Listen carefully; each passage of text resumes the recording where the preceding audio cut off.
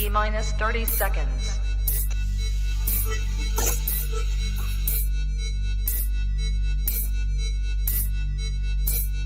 T-minus 20 seconds.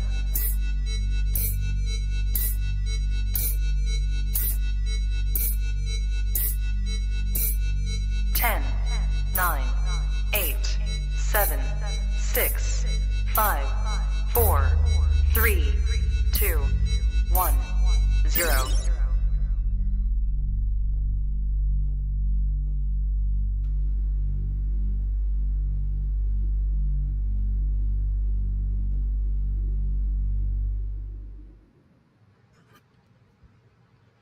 Good evening, everybody, and welcome back to Kush'S Korner. We have episode 15 tonight with Zach Porritt of A Life Exotic, and we are going to talk about his greenhouse that he has built for all of his animals.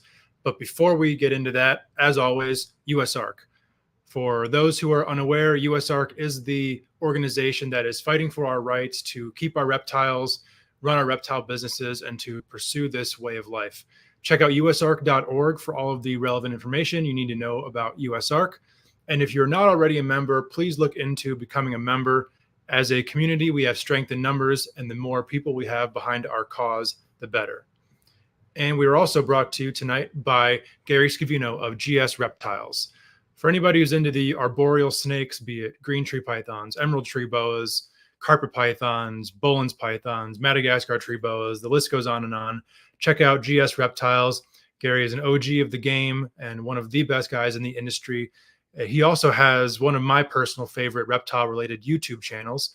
So you can check out Gary on all different forms of social media and check out his YouTube channel, GS Reptiles. We're also brought to you by Texas Chondros. Mark Hager, one of my personal favorite people in the industry. For anyone who is into the designer green tree python world, check out Texas Chondros. Aside from being a great breeder, Mark also runs an Instagram account that aggregates a bunch of different chondro breeders and keepers from here in the great state of Texas. And he really does a great job of promoting the community as a whole. We thank him for sponsoring the show. We're also brought to you by the Reptile Super Show. So coming up here at the end of the month is the LA Pet Fair / Reptile Super Show in Pomona, California, is the last weekend of the month. So if you are either in the area or willing to travel for a reptile show, I would greatly recommend you check out the Reptile Super Show, one of the largest shows in the country and one of my personal favorites. So here we are. This is definitely a little bit of a different episode than we're probably used to, but for a very good reason. Zach has done something that I haven't seen anyone else do, which is build a greenhouse for a multitude of different species of reptiles, lots of different plants, water features. I mean, it's incredible. If you haven't already checked out his Instagram, I would recommend you doing that. But without any further ado, let's get him on the show. Dude, how's it going? Good, man. How you doing? I'm good now. This is a very busy day, but I'm very glad to be able to sit down with you. Yeah, I'm glad to be here. Thanks again for having me, man. I'm excited. Hell yeah. So for everybody who is watching or listening right now, kind of take us through everything that happened in your life that brought you to the point of embarking on this project of building your greenhouse.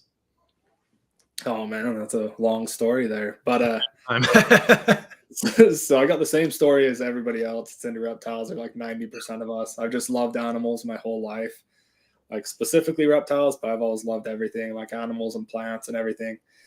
I got it started out with fish keeping. I got into fish keeping when I was probably 12 or 13. Okay. I started realizing like, oh, you can actually keep stuff, and there's like exotic stuff and different stuff, you know? So that's what opened my mind to like the whole market of exotic animals, I guess. Okay. So I got into that. Probably a year or two later, I got into reptiles, you know? I was hit by the ball python craze like everybody else, I think. Sure. And then, yeah, I got into reptiles, fish keeping back and forth throughout my teens.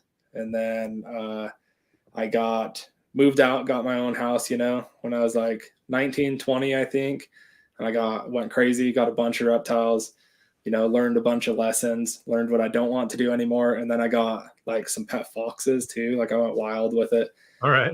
And then my life completely fell apart, basically. Everything turned into a mess. Me and my ex split up, ended up having to get rid of my house, get rid of all my animals and stuff, including the foxes, because I thought I was going to have to move into an apartment. Kind of sent me into a little bit of a depression. So I was like, I'm done with animals. That felt super irresponsible. I didn't like that. And then I took a break from animals, for keeping at least, for a long time, throughout my early 20s, I think, probably 5 or 6 years. And then I got back into animals with kind of a different mindset. And I think that's a similar story for a lot of people too. It seems like lots of people hit it heavy, get burnt out, get out of it, and then get back into it the right way later on, you know? And that's definitely what happened here with me. So yeah, then I got into it, just keeping like 1 or 2 things here or there. I never really got serious about like breeding or anything like that. Okay. And then the opportunity came up to start the greenhouse, and I just jumped on that. It's been that ever since. Yeah. So what was like, were there moments of inspiration for the greenhouse of like, you see something here and it's like, click, click, click, I could do that for reptiles? Or what was like in your head, kind of the process that led to this idea kind of becoming something like, all right, I can actually do this? Yeah, so I'd always had, it was always just like that dream in the back of your mind that you never think is going to come true, you know? Like everybody has that one thing, and that's what it was for me. Is I always wanted to build just some sort of giant vivarium, you know? Like I was obsessed with like zoo exhibits that are like big tropical rainforests. I've always been obsessed with tropical rainforests, by the way. That's like the main thing that sparked it. But yeah, so I would get little bits of inspiration. Oh, this would be so cool in a giant vivarium, or like, oh, this would be cool. And then I started like playing with the idea of like, I think certain animals could be kept together, you know? And back then cohabiting was like pretty taboo still. So those were like ideas deep in my head, you know? And I was like, I don't see why this isn't possible. I don't get why this isn't a thing, you know? I started thinking about it more and more. And then, yeah, I was working out of town one year, and honestly, I was kind of just fed up with life, like feeling like some just mundane thing, you know? I was like hitting my late 20s, and I was just like, man, this is like, you don't just, I don't know, life doesn't just all of a sudden get better and get cool. Like it's just getting more and more mundane. I got to just take a risk and follow my dreams and do something cool. Yeah. And then somehow at the same time that I was like really feeling like that, the greenhouse thing popped up, because I originally planned on building like a giant vivarium in a bedroom or something. Mm-hmm. But then, yeah, I saw some YouTube channel where some dude was building the geothermal greenhouse, and it was supposed to be like an affordable way to heat it and all this. And that just kind of sparked that idea, like, man, maybe I could do that for the vivarium thing. And I started just obsessively researching it. And yeah, I think a month or 2 later, I just started building it. I just like hit the point where I was like, fuck it, I'm going to do something cool with my life, or I'm never going to, and I'm going to do it right now. So I'm like sick of it, following my dreams.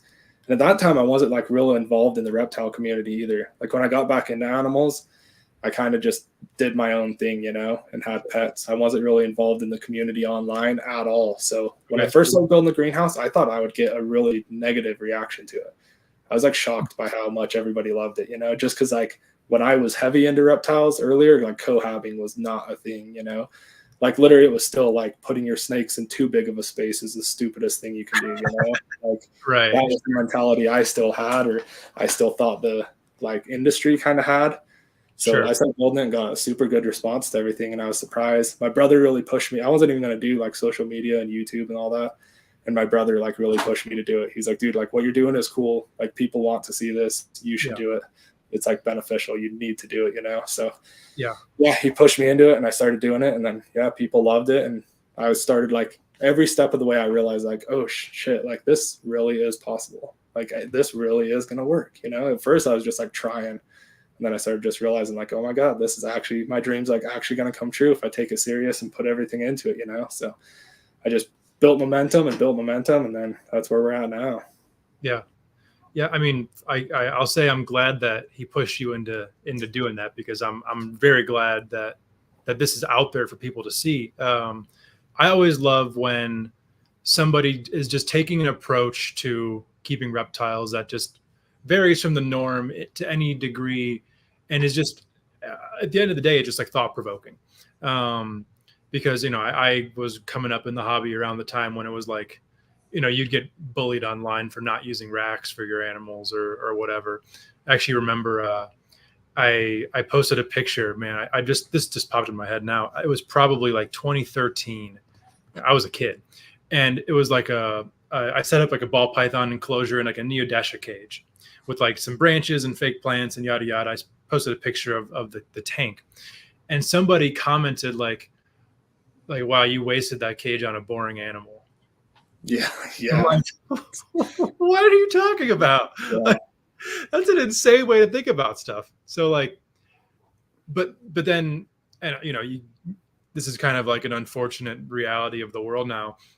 I think especially today with how much traction your page has gained, it's gonna, and obviously with how high quality your content is and the production value you put behind it,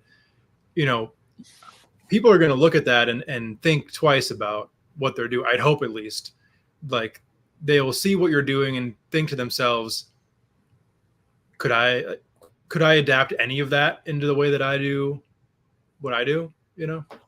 Yeah, and that's one thing I really like hope to do, is like just open that channel of thought for people. And even just like the thought process of like not necessarily emulating exact things, but just the thought process of like rather than like you Google a care sheet and that's God, that's the rules you follow, like and Yeah. if you want to go one step above that, you can research the animal's natural history and that's God, that's like what is Sure. really there, and then that really opens up the options for you. If you start doing things that way and think about things that way, you can do a lot, like Yeah. that's what back in the day when things were so strict, it's because they were like the pioneers of the industry went and they figured out how to keep these animals alive and breed them and stuff, which like thankfully they did. Yeah. But then we got stuck for a little period where it was like that's the only way they can be kept now. And it's like, no, that was just a building block to get us to the point and get the species established. Now we can like go a little bit further if we'd like to. And it depends. There's different types of keeping, like my goal isn't just breeding. I'm not just super into breeding. I'm just like a total dork about animal behavior. So I built something where I can see as much behavior as I possibly can, Yeah. Yeah. And I think that it's interesting kind of the timeline of the mindset change. I think like the industry needed social media to like grow for the better part of a decade before younger voices were even listened to, Yeah. because a lot of the people who were considered the sources of information, they're in that 50 to 80 age range.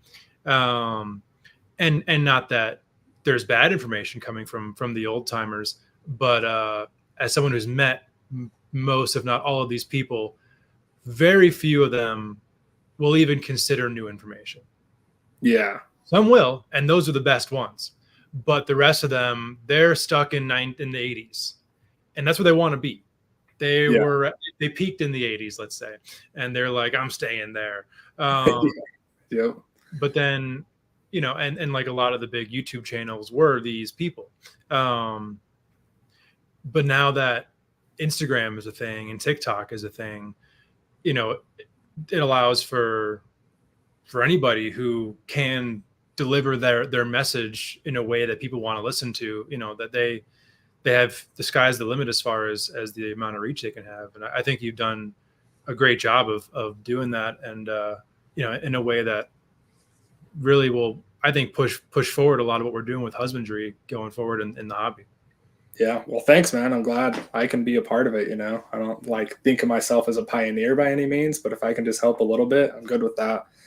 I think one thing that changed things a lot too, that I've been thinking about recently is I think short form content becoming such a big thing changed a lot. Because now instead of a few like main people in the industry that everybody is scared to speak out against, now there's hundreds, so we have so many more opinions of people that are doing things right, to where like people really can think outside the box and experiment. They can choose. I think back in the day, like when I first got into it, there was a few people that kind of ran things.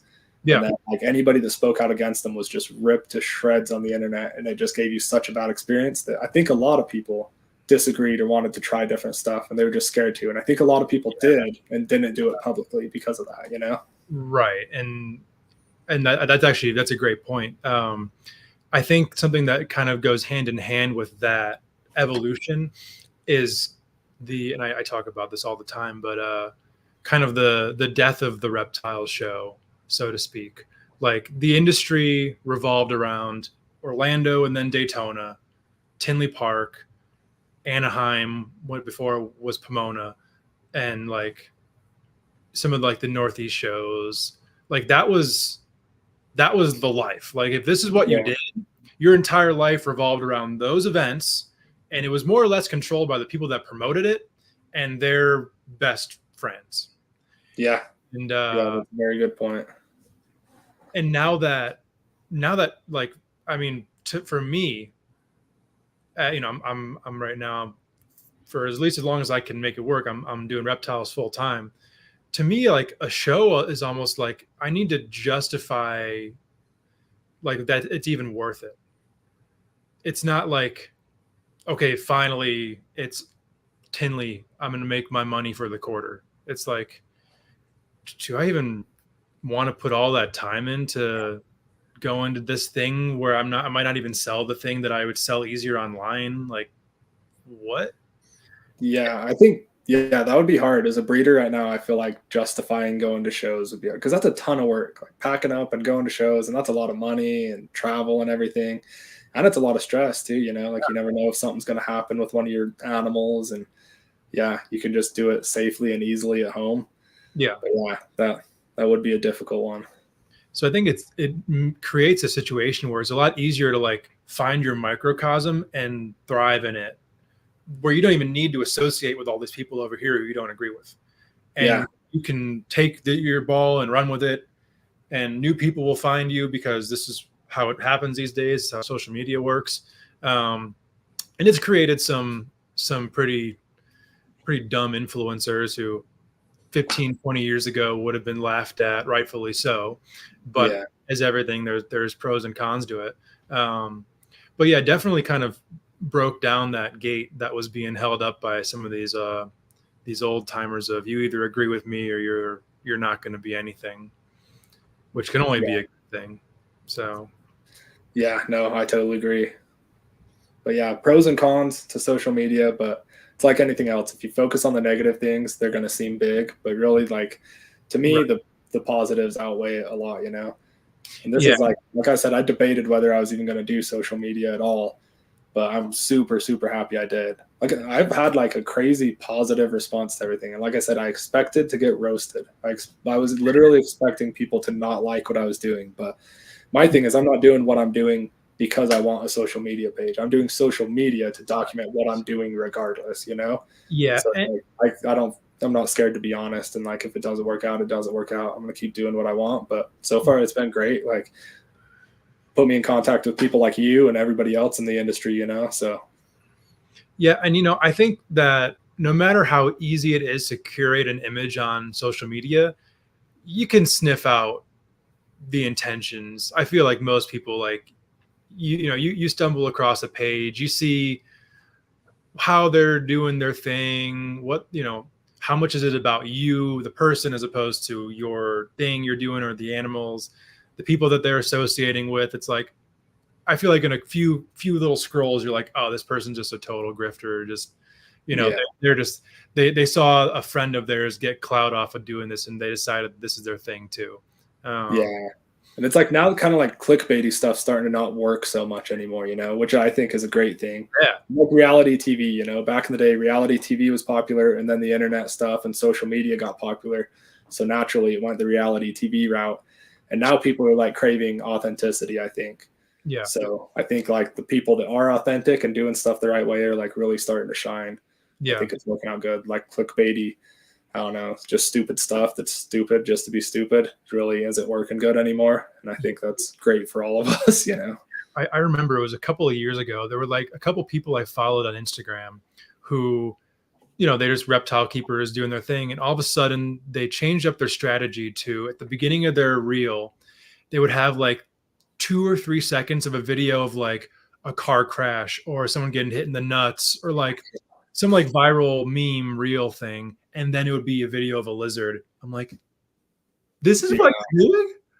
Yeah.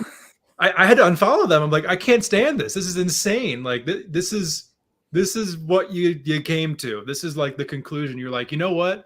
This is a good idea, and I'm gonna do it.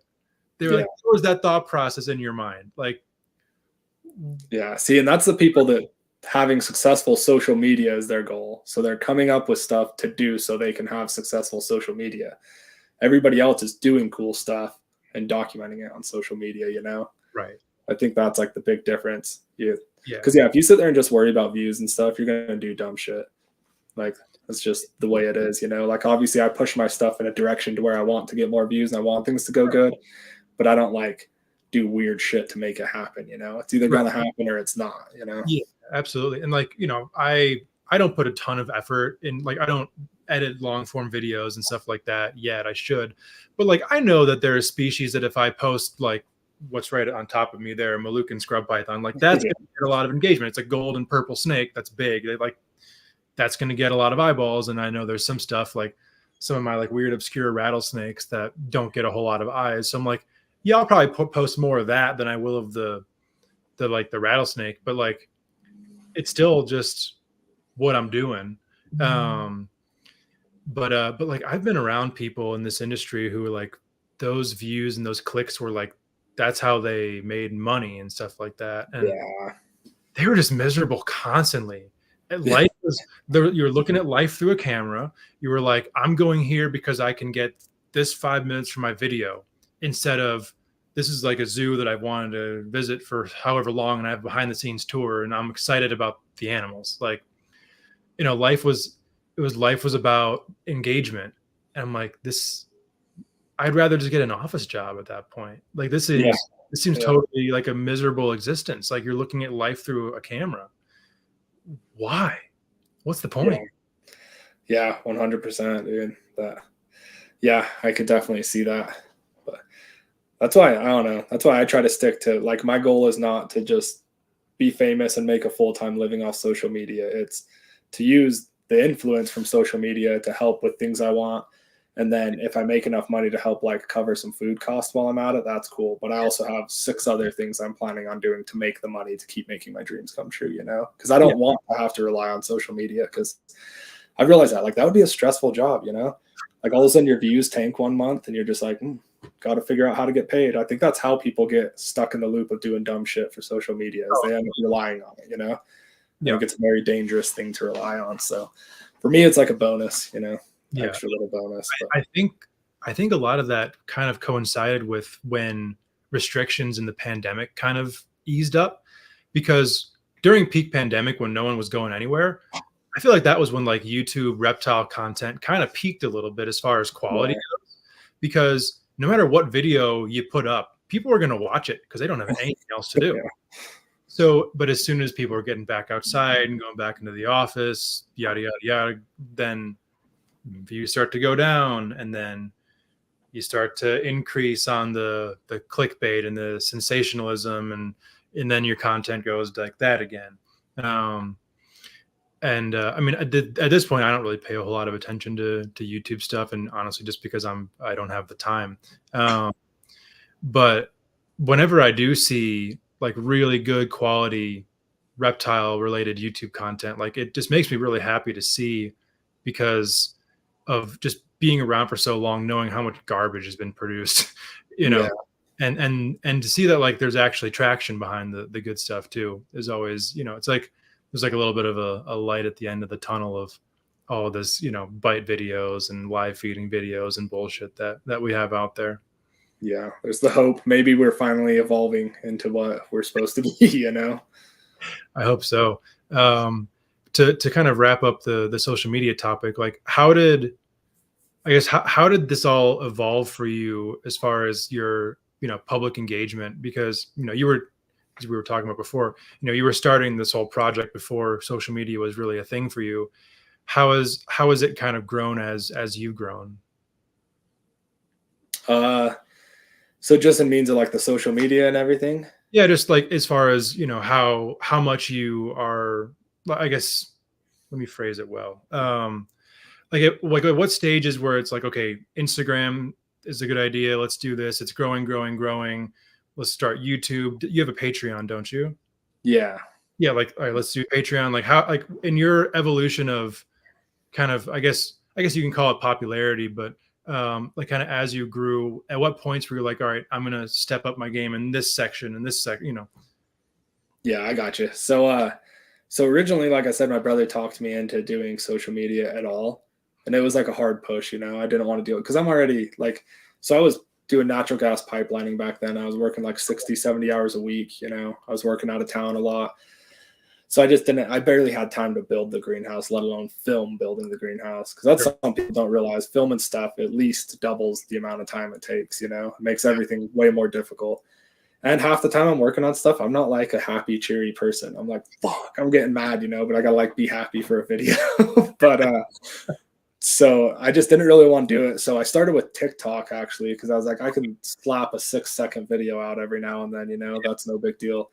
And then it started kind of blowing up. I got to like, I think 20 or 30,000 pretty quick on TikTok. So I was like, okay, maybe this could actually be something that could like either bring in money for me eventually, which my goal is the greenhouse and everything I got going on with that. So the more money I can get, the faster I can reach that goal, right? Within reason.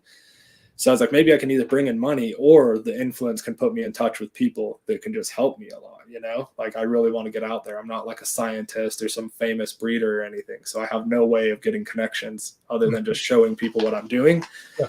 So yeah, I kind of started running with it. And then after a while, I think, I don't know, maybe like 6 months or so, we were like, okay, we should do YouTube, because I think YouTube's where like the serious influence and money is. Yeah. And I guess all along the way I did Instagram, but it was kind of like my personal Instagram was slowly transitioning into like the brand page, you know? Sure. And then I finally hit the point, I think when I started doing YouTube, that I was like, hey, I should actually take social media serious. Like I had like no followers or anything, and it had already put me in contact with like cool people that I looked up to and stuff, and people that hooked me up with stuff. So I was like, all right, I should start taking it serious. So I did. And honestly, for the first like year or two, it was so slow. Like I said, I've been doing it for probably 2.5 years now, close to 3 years. And my YouTube just barely started like taking off. I was just celebrating 1,000 subscribers in January. I'm at like 8,000 now or something. Oh, wow. And then same with Instagram. I think in January I was celebrating 10,000, and I'm like getting close to 100,000. So like for a while it was kind of just, I don't know. Instagram honestly is the one I enjoy the most, because that's where like I feel like the community is. So I just like talk to people I like. Like I feel like I'm friends with everybody, you know. Now people I've never even met in person, I'm friends with. I get advice from, you know. I like find out who has what animals I want, like all kinds of cool stuff. So Instagram, like as far as monetary value and stuff, it's like nothing, but like the community value there is amazing. So Instagram's my favorite. It's the most enjoyable one for me. TikTok, I basically just kept my TikTok because I was already posting like reels and stuff on Instagram. So I was like, oh, I might as well post them on TikTok. Sure. But then recently that started like paying a little bit too. So now I was like, okay, I should stick with that now too. And then YouTube basically pays me hardly anything at all. But it's just like, I know that's the one that long term, it's cool to have long form videos because I'm documenting everything. So like worse and worse, if everything failed, I at least have documentation of what I did following my dreams, which is really cool to me. Yeah. And then like if it doesn't fail, it's like when people ask me questions or how to do what, I'm like, oh, I have a video on that. I have a video showing you exactly how I did it, you know?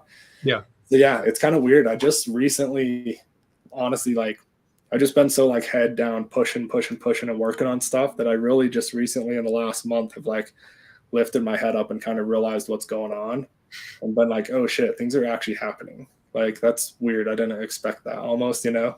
So that's like where the Patreon came in. Is I was like, oh, I should start like, you know, like money is literally the money and time are the two things that are going to hold me up. So my whole life is just a balance between money and time, you know? I think everybody's kind of that way. You rarely have both at the same time. So I just started realizing if there's like ways I can passively bring in income, that just speeds things up for me, you know? And I want to reach my goals as fast as possible, get the greenhouse done as fast as possible. So I was like, yeah, I'm actually gaining enough of a following. I should start trying to find ways to monetize it a little bit, you know? And then, because my thoughts were, I've kind of been like fairly tight on money lately. So I was like, I can either work more hours at work, but then I'm like, I'm done making content. I'm back to like one video a month if you're lucky, you know? If I'm working 70 hours a week and working on the greenhouse, I'm not putting out a lot of content, you know? It's hard. So I was like, I think the happy medium is to like start monetizing my following without being cheesy and obnoxious about it. Yeah. And not have to work a ridiculous amount of overtime. Because regardless, I'm already working like 50 hours a week at least, you know? Yeah. So it's like working much more is really just like, does not leave me time to like continue doing what I want to do. Right. I'm able to finish the greenhouse, but that's about all that's going to happen. So yeah, no, I can only imagine once you stack a certain amount of hours in the week, it's really hard to enjoy the animals as much as you would normally, you know? Yeah. Well, and like a lot of the greenhouse was for myself, you know what I mean? Like I built it because I want to enjoy these animals and I want to explore my way of keeping animals, you know? Yeah. So I don't want to just get so into working to keep up with it and then doing social media that I don't enjoy the process myself, you know? So yeah, everything's a balance. It's hard, but yeah. definitely. So were there like, was like a video or two that like really went viral for you that started your rapid growth on like Instagram and YouTube, or was it just kind of all of a sudden just Yeah, so there's definitely like peak videos, you know? So I'll have like it's like if it was a chart, everything would be consistently going up, you know? But then throughout that, there's videos that like spike everything up. So it seems like it's every, I don't know, maybe once a month or once every other month, I have like a video that'll do 10 times as good as anything else. And that'll like really give me a huge spike in growth. But for the longest time, it seemed like on Instagram, especially, like I would only get any growth when I had a video do decent, which back then was like still not that good. And now I'm having consistent growth no matter what. okay? And then when I have a video do decent, it like shoots it up really fast. Like I think last time I had a video hit like a reel hit like 3 million or something like that, 3 million views. And I think that gained me like 20,000 followers in like a few days. Holy shit. But that's the thing people don't realize, though. That's not super fun, man. Like that, I was getting like 60, 70 messages a day. Yeah, like messages, way more comments than that. And I try to be really good about responding to everybody, as long as it's not like ridiculous and out of this world questions. As long as people are like reasonable and respectful, I really try to respond to like everybody and be in touch with the community, you know. But yeah, when like things blow up like that, sometimes I'll be like having a super stressful day at work and I'm just like, oh my God, this is like too much to handle. But so it's good, but yeah, it's exhausting sometimes. Yeah, I mean, you've gained as many followers in a few days as I've had in 14 years or whatever. So yeah, so everybody says with social media, everybody talks about it when you research it. It's like the snowball thing, you know, like it takes forever to put in the groundwork. Then eventually when the snowball happens, it just takes off and builds momentum and keeps going. And that's what I feel like is just starting to happen with my page. And it's honestly like about the times that like most people say YouTube doesn't really take off and start doing good anywhere from like 2 to 4 years. And I'm at 3 years. So it's like really things are like fairly predictable, I guess, if you stick with it. But yeah, in the early stages of doing it, it's really hard to stick with it. Because it's like I was working my ass off to film videos and stuff, and then my YouTube videos would get like 103 views, and I'm like, man, that was like a week. It's like a week of work, dude. But yeah, so it's kind of one of those things. I think if you just put out good shit and like just stick with it long enough, I think it'll start to take off eventually. It just takes time. Yeah, I think the algorithm does not favor like brand new pages that don't put stuff out very consistently, you know? It makes sense. Yeah. But I mean, I guess it's good that there's at least a barrier to entry if you got to actually want it and put the work in to really, you know. Yeah, especially with YouTube. YouTube's like hard to grow at start. It's really hard to start. So mine hasn't got successful yet. So I'll tell you about that later on if it ever happens. But I will say to start, it's really hard. But the way it was explained to me actually makes a lot of sense. It's like the algorithm, it wants you to do good. YouTube wants you to do good, you know, because that's how they make money. It's a successful business, just like anything else. Sure. So it's not like people get mad. The algorithm doesn't favor this and doesn't favor this. And it's like, well, the algorithm favors what gets views. That's its job, you know? So like, really, it's not like some favoritism thing like people think. But until you've put out so much content, like when you put out your first video, the algorithm's just throwing it out to random crowds hoping it sticks, and it doesn't. And then they do that again and do that again and do that again. And then you have 1 or 2 videos stick eventually. And they're like, okay, this crowd is kind of where we can target his videos to. This may be his audience, you know? Yeah. So they start putting videos out to that audience, and then they start getting more views. And then if it gets enough views, then they branch out to close audiences nearby, you know? So until you have 50 or 60 videos out, the algorithm's got no data to work with. So there's no way it can possibly help you, you know? Yeah, that definitely makes sense when it's, you know, laid out that way. Yeah. Yeah, interesting. Well, I want to pivot a little bit from social media talk and kind of get back to the building project of the greenhouse. So you said you worked in laying gas lines, right? Yeah. So I did like gas pipelining for 10 years. Okay. Which has like nothing to do with building the greenhouse, you know? It's like steel mainline gas, you know? Yeah. So had you really done kind of construction projects similar in the past at all? Were you really going in like just trying to figure it out as you go? So I've always been like handy, and I've always been able to like work on stuff and figure stuff out. But as far as like everything I did for the greenhouse, I had no experience in any of that stuff. Okay. But I don't know. I'm pretty good at researching stuff. I will say that's like one of my skills, is I'm good at like researching stuff and figuring stuff out. I get like obsessive with researching. So I think that's a big skill that people underestimate. If you get good at researching, you can learn how to do anything. So yeah, fair point.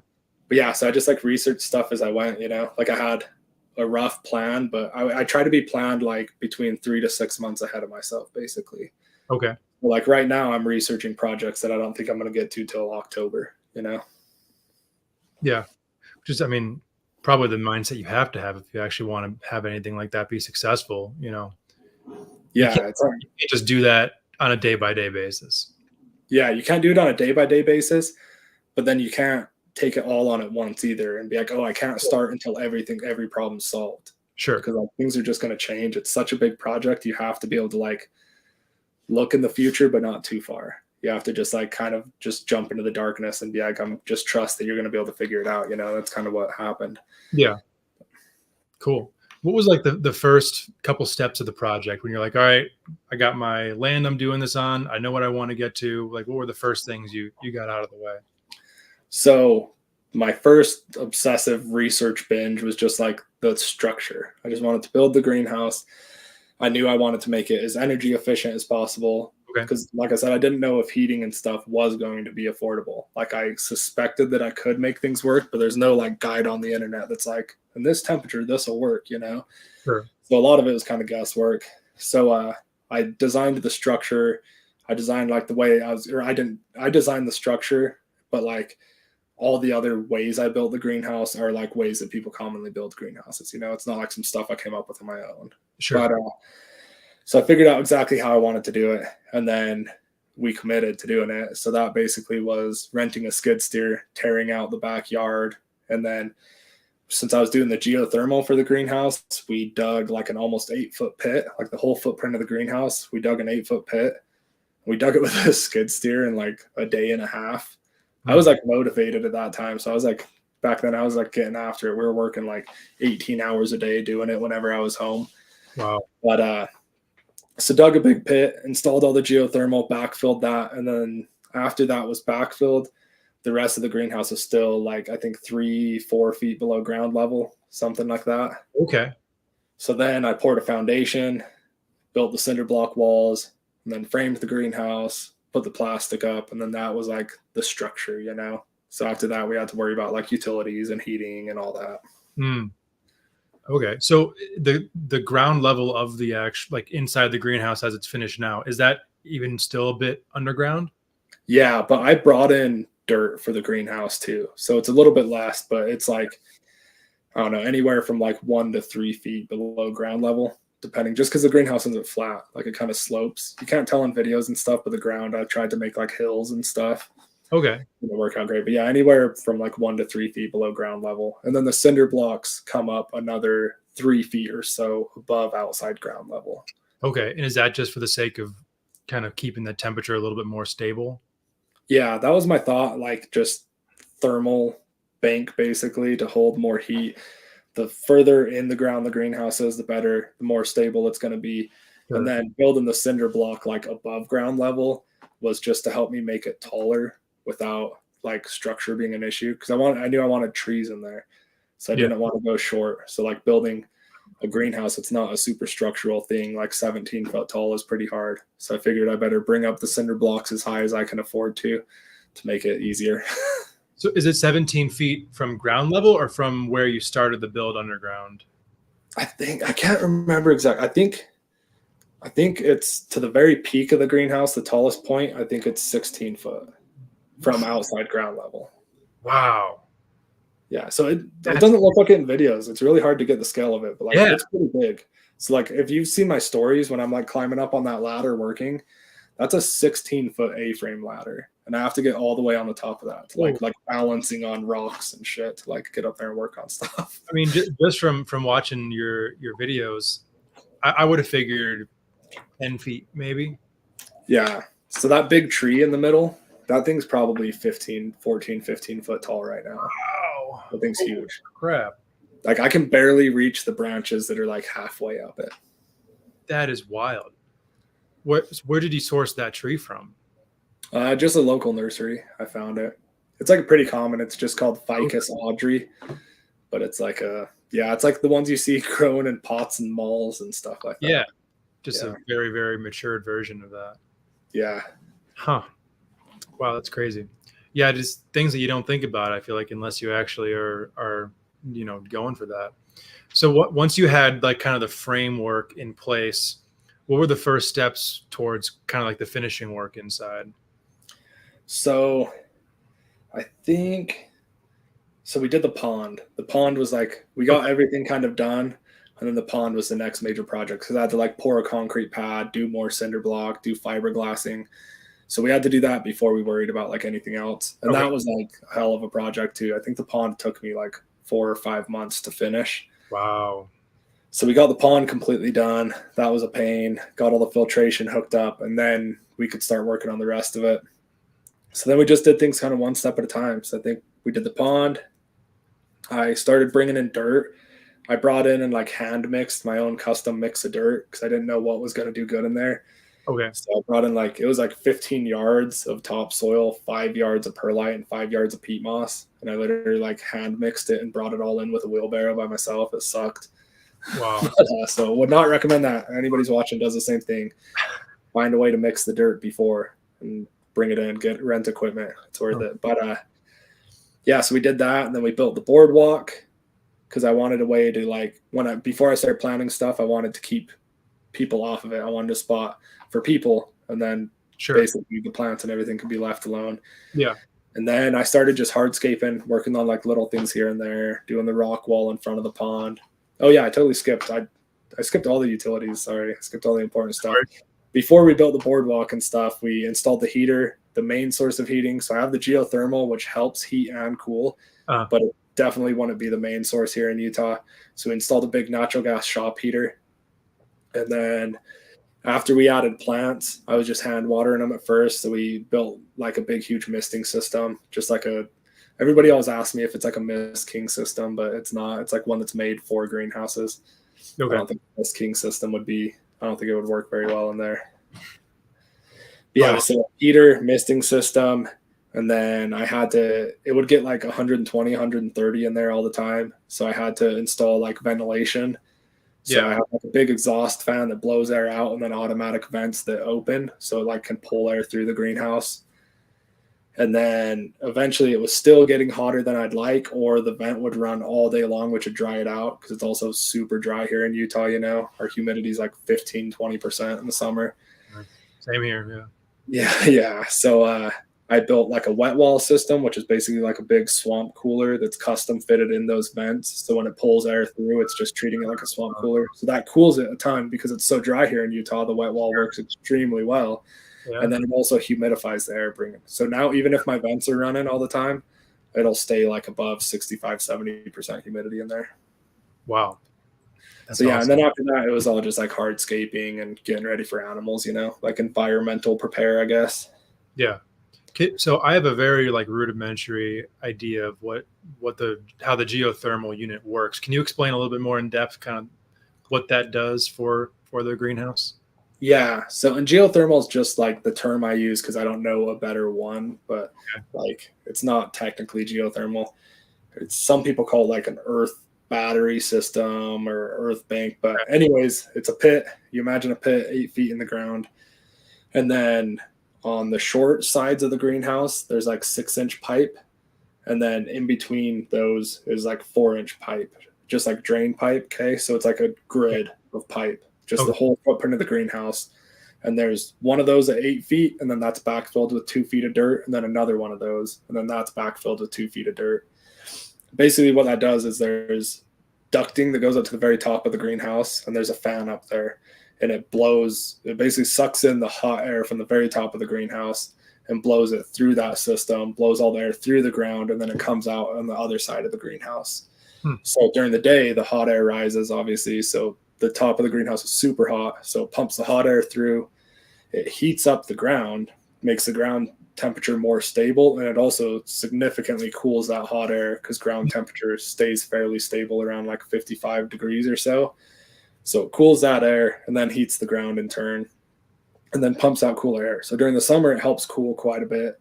And then at night, the top of the greenhouse is the coldest part because it's most exposed to like wind and stuff like that. So it's basically the least stable part of the greenhouse. So then it takes that colder air at night in the wintertime and it blows it through the ground that's already fairly warm and stable and blows that air out, So basically takes cold air, warms it up to at least what ground temperature is, and then does the opposite during the day when it's hot. Wow. That is so cool. And it's basically like it's expensive to build, right? But then after that, it's 2 inline duct fans that are super energy efficient, and that's all it costs to run. So that was my thing. Like, even if it doesn't work good, even if it helps a little bit, it's worth it. Because my thing was spend money up front and not have a huge greenhouse bill that's unaffordable, makes it unenjoyable, Sure. So, but the geothermal was mainly for heating, and I honestly think it helps way more with cooling. Because like in the summertime, if you go to the fan where it's blowing out, the vent, it's like cold air coming out. It feels good. It literally feels like a little mini air conditioner. So works pretty good. So does that just exhaust out the back, or do you use that exhausted air to recirculate? So basically it pumps from the top of the greenhouse, goes through the grid, and then comes up inside the greenhouse in the opposite corner, but low down. So it comes in like 2 feet off ground level, right? Okay. So that way it's basically taking the hot air, cooling it down, and then pumping it out low, close to the ground. Okay. Got it. Wow, that's super interesting. But yeah, that does make sense that in the long run, that would be a pretty energy efficient system.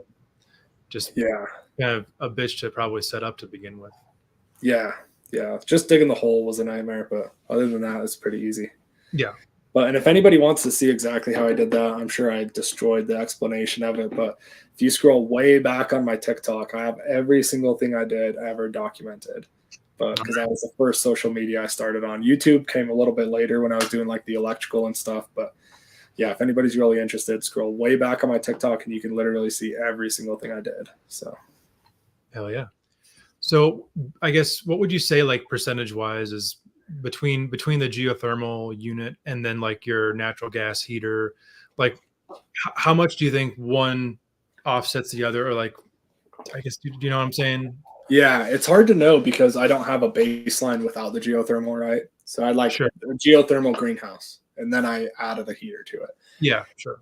But basically, before I added a heater, the greenhouse would on average stay about 20 degrees. Like in the wintertime, it would stay about 20 degrees warmer than outside. But it gets down to 10 degrees here, so that's still not warm enough.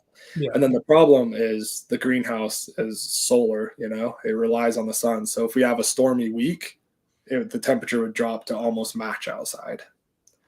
So like the geothermal and the greenhouse and everything relies on the sun. Yeah. So it's not like a safe system for animals by any means. But yeah, so during the winter when it like really is cold here, the heater does like all the hard work. Like probably I would say the heater's like 90% in the winter.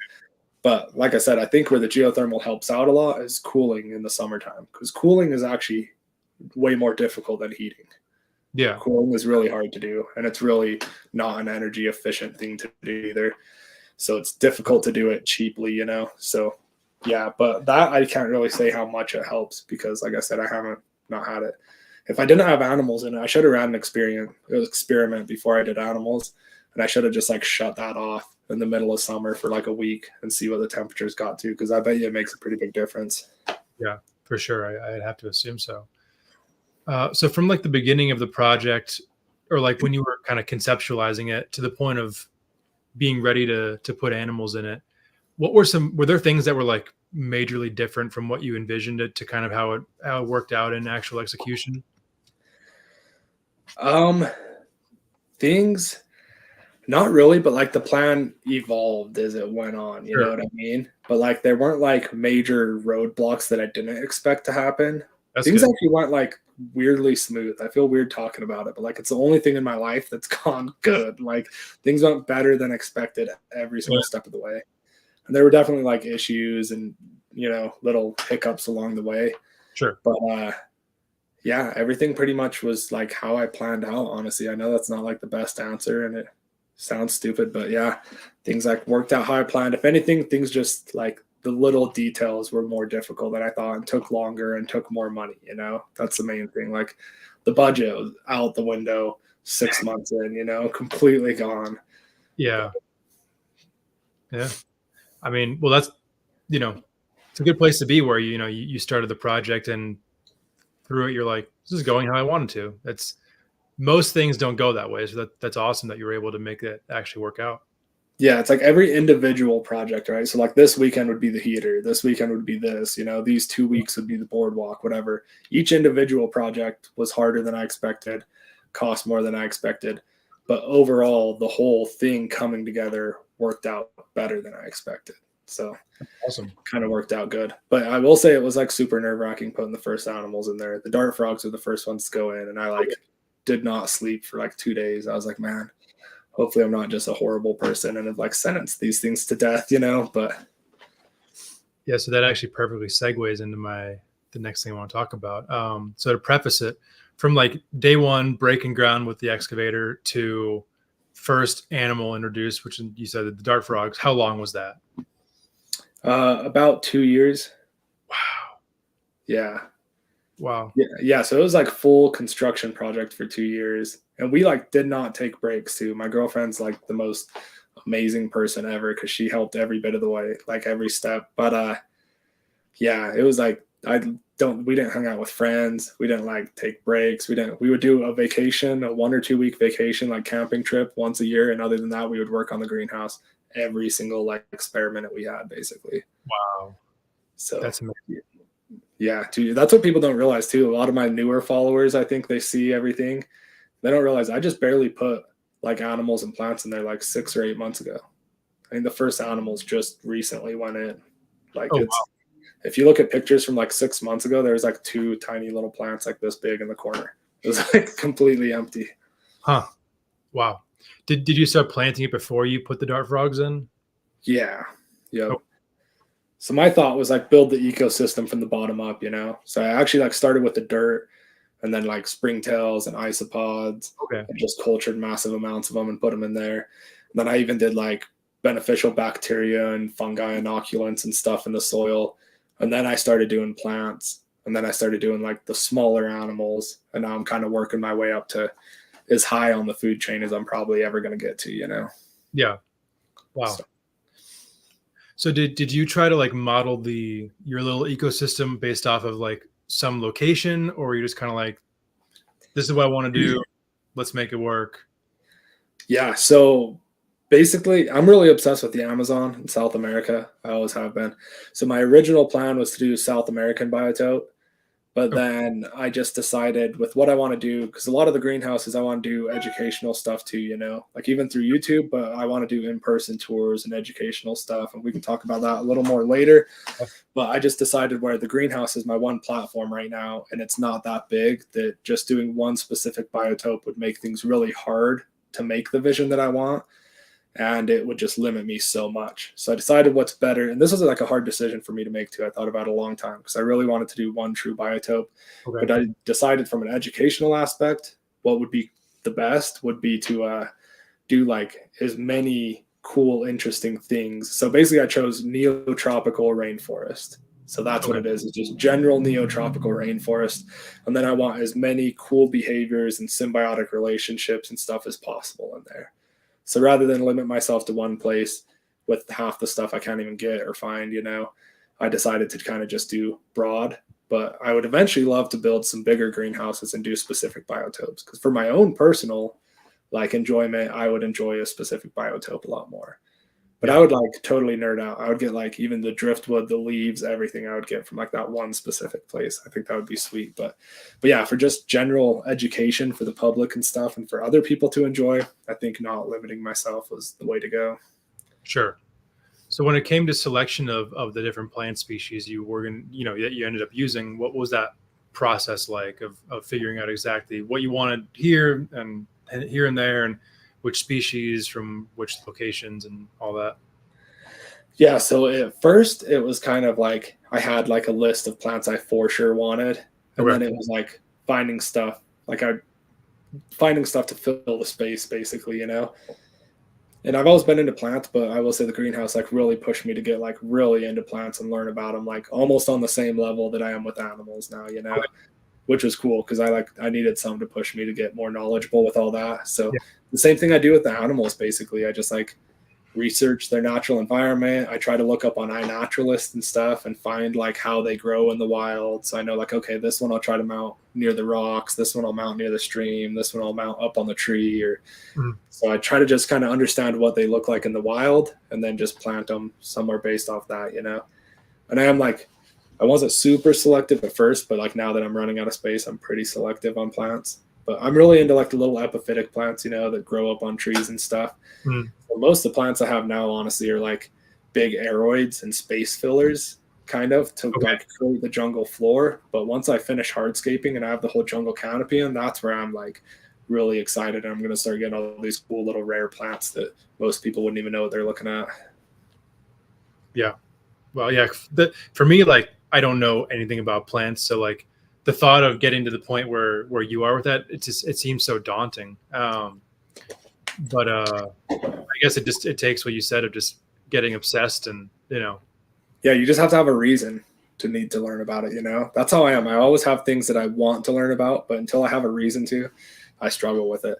And plants are kind of hard to learn about because they're just, I don't know. I feel like it was harder than animals, maybe because I'm less passionate about them than I am with animals. But yeah, but the greenhouse definitely got me going. I feel like I'm pretty good with plants now.